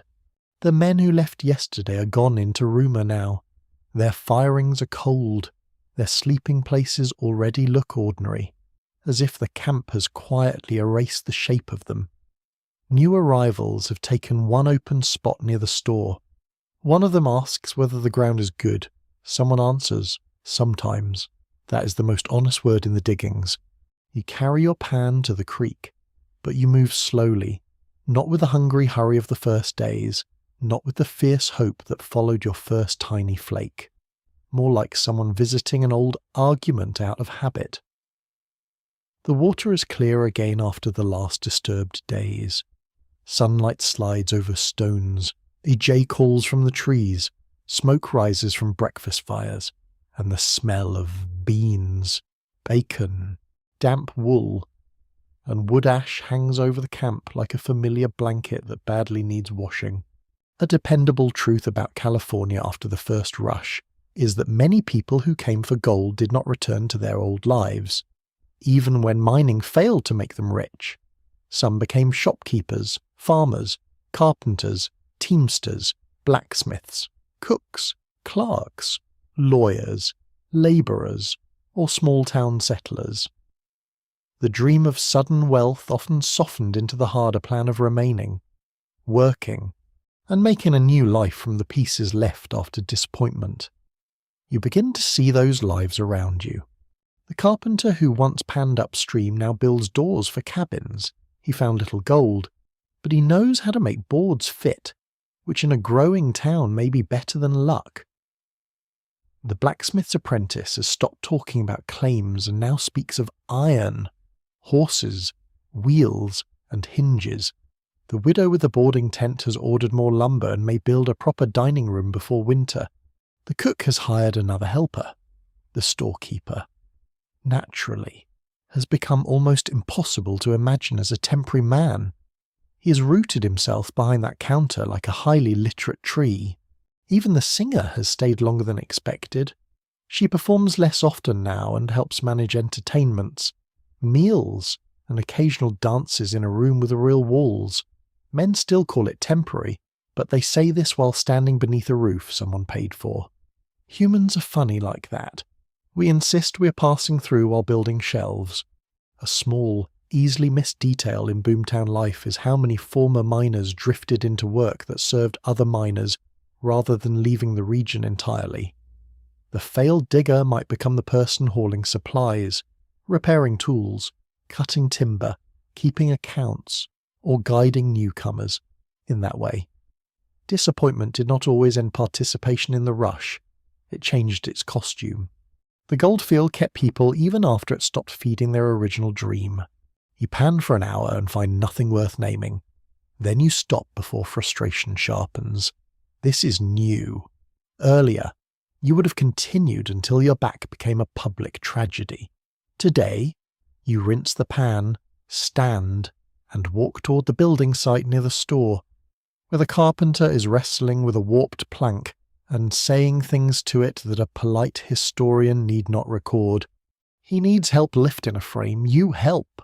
The work is heavy but strangely clean in its purpose. Lift here, hold steady, mind your fingers, brace the corner, drive the peg. The hammer strikes wood with a bright, sure sound. Not the scrape of a shovel into mud, not the uncertain whisper of gravel in a pan. This sound builds something above ground, something visible, something that does not require squinting into black sand and negotiating with fate. By midday, a wall frame stands upright, rough and plain and deeply satisfying. The carpenter pays you a little, not much, but more than the creek has paid in days. You look at the coins in your palm and almost laugh. Imagine that.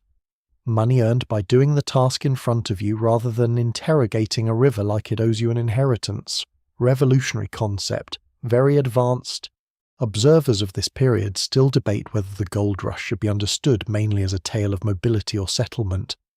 The movement was vast, of course. Ships, wagons, trails, rivers, and people scattering across the west and beyond.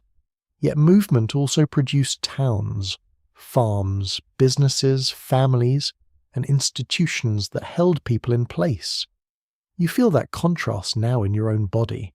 Part of you remains ready to follow the next rumour. Another part notices the steadiness of wages, walls, meals, and names remembered by other people. In the afternoon, you walk beyond the camp toward a clearing where a few men have begun planting vegetables near a cabin.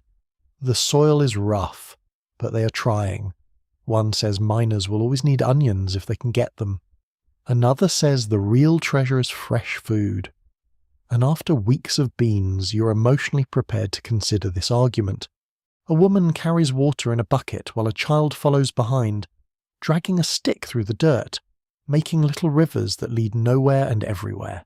Farther out, someone speaks of cattle, someone else of orchards. These plans sound almost absurd beside the torn creek and restless claims.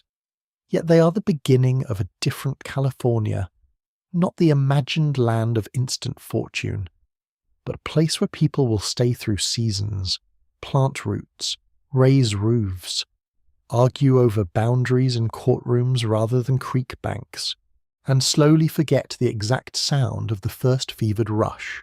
Still, staying has shadows. Some remain because they have found opportunity. Others remain because they cannot afford the fare home. Some are ashamed to return poor. Some have lost the habit of belonging elsewhere. Some wait for a letter that never comes, or avoid writing one that would explain too much. A man may become a settler not from bold new purpose, but because every road out feels heavier than the one beneath his feet. Evening brings a softer mood. The new wall frame glows amber in the low sun. The creek speaks below it, quieter now, as if the town's noises have learned to sit beside it.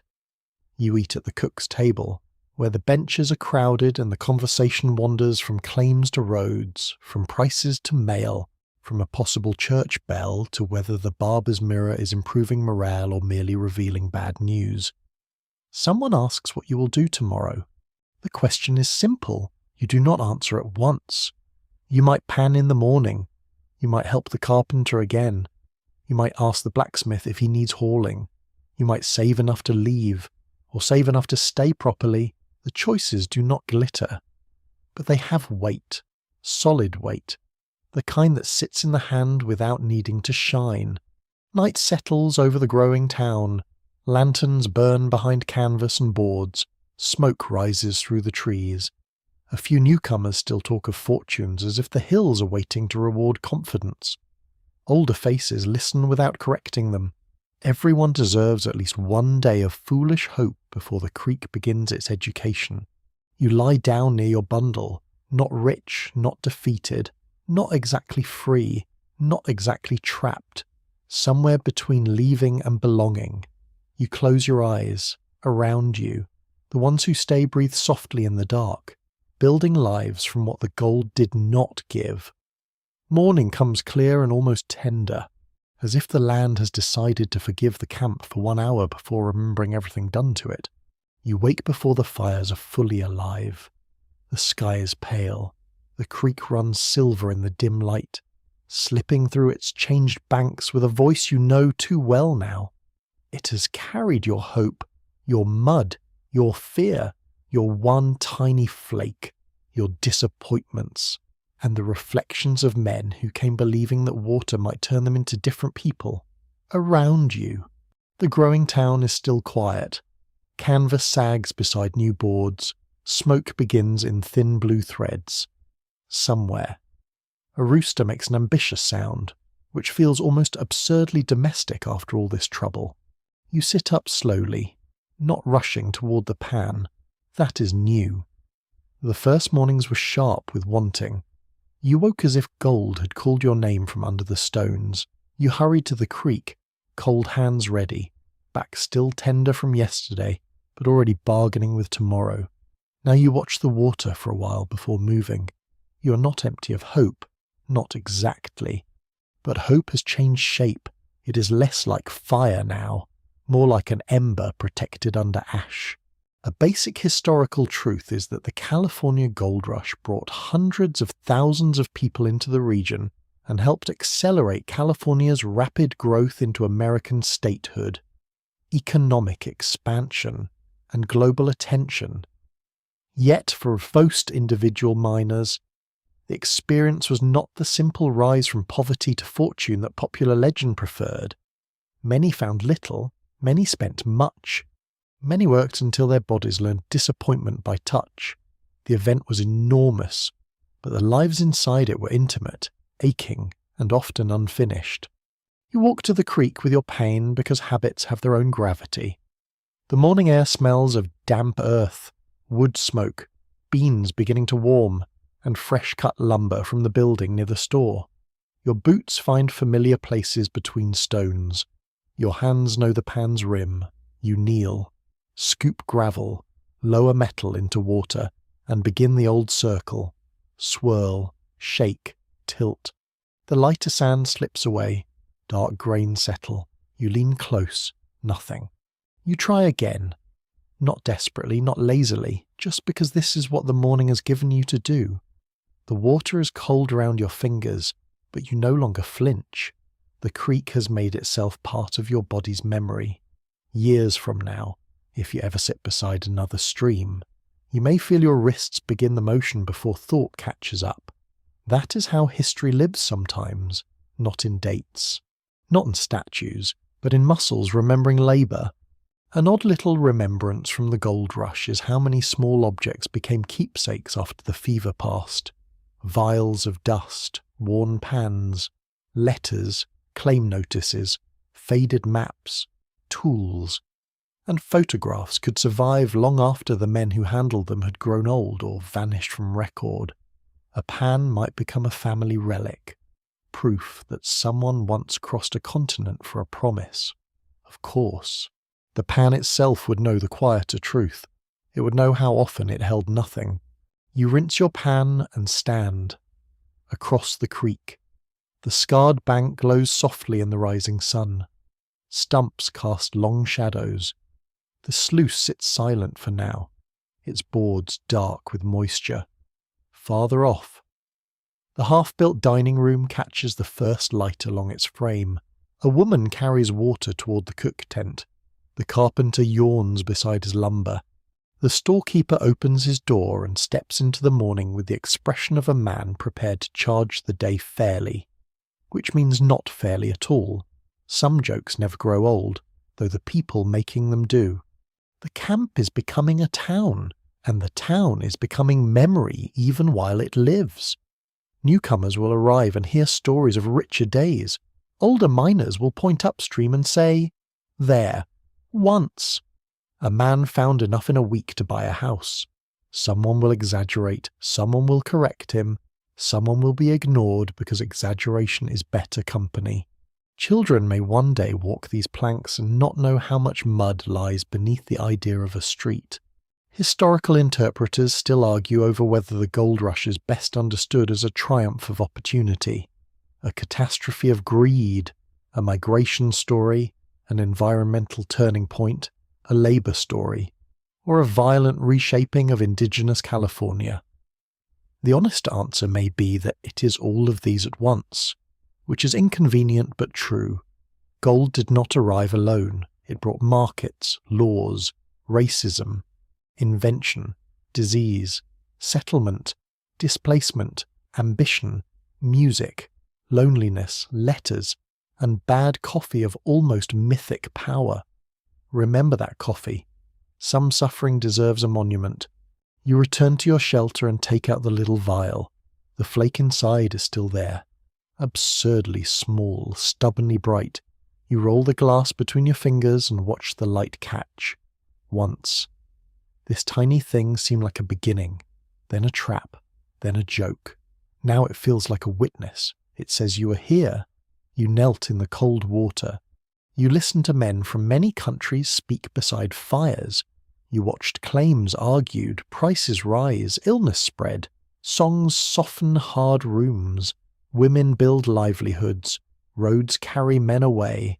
And walls rise where tents once trembled. You did not become rich. But you became someone who understands why others stayed too long. That is not nothing. By midday, the town is awake.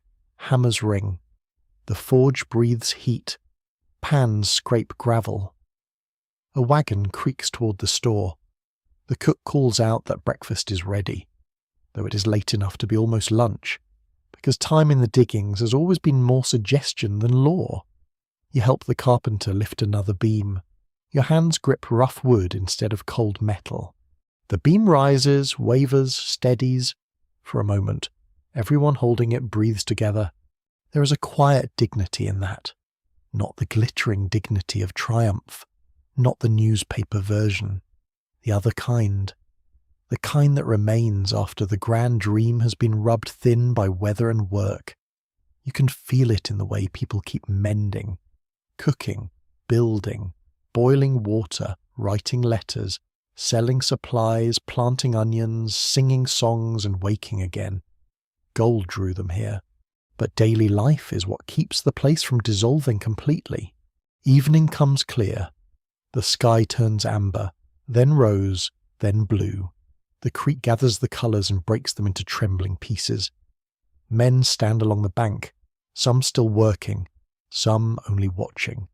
Smoke lifts from the town. A dog barks once, then settles. The singer's voice rises from the dining room, softer than before, carrying a song not of fortune but of distance.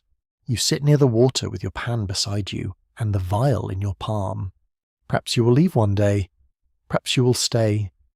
Perhaps the letter you wrote will reach home and make someone smile with relief. Perhaps another letter will have to tell more truth. The gold rush does not end for you in one dramatic moment. It fades in layers, like light leaving a hillside. First the belief in easy wealth, then the certainty of going home soon, then the idea that life can return unchanged after such a journey. The creek runs on in the dusk. You listen, and for once, you do not ask it for anything. And now, As the last glow loosens from the water, let the camp grow quieter in your mind. The hammers soften, the voices drift farther away, the smoke thins into the evening air and rises through the dark branches, pale and slow, as if even the fires are getting sleepy now. You can leave the pan beside the creek. You can set down the shovel. You can let the little vial of gold dust rest where it is. No longer a demand, no longer a promise, only a small bright memory of a hard and human time. The road behind you fades, the wharf, the mud, the rain, the store counter, the saloon music, the letters, the laughter, the fear. All of it settles gently into the past, not forgotten, just softened. The men who came and never returned become less like shadows and more like distant lanterns, each one carrying a story beyond the edge of the firelight. Some found fortune, many found work. Some found illness, loneliness, or a new name in a new town. And some simply kept walking, because life often continues without giving itself a clear ending. For you, there was only this quiet creek under a wide California sky. The water moves over stone with a patient sound, older than the rush, older than the town, older than every rumour that brought people here. It carries the last light away, piece by piece, until the world becomes blue, then grey, then soft. So breathe slowly, let your shoulders loosen, let the gold sleep in the gravel, let the town sleep by the river, let history close its eyes for tonight, and let yourself drift with the water, calm and unhurried, into the dark, sweet dreams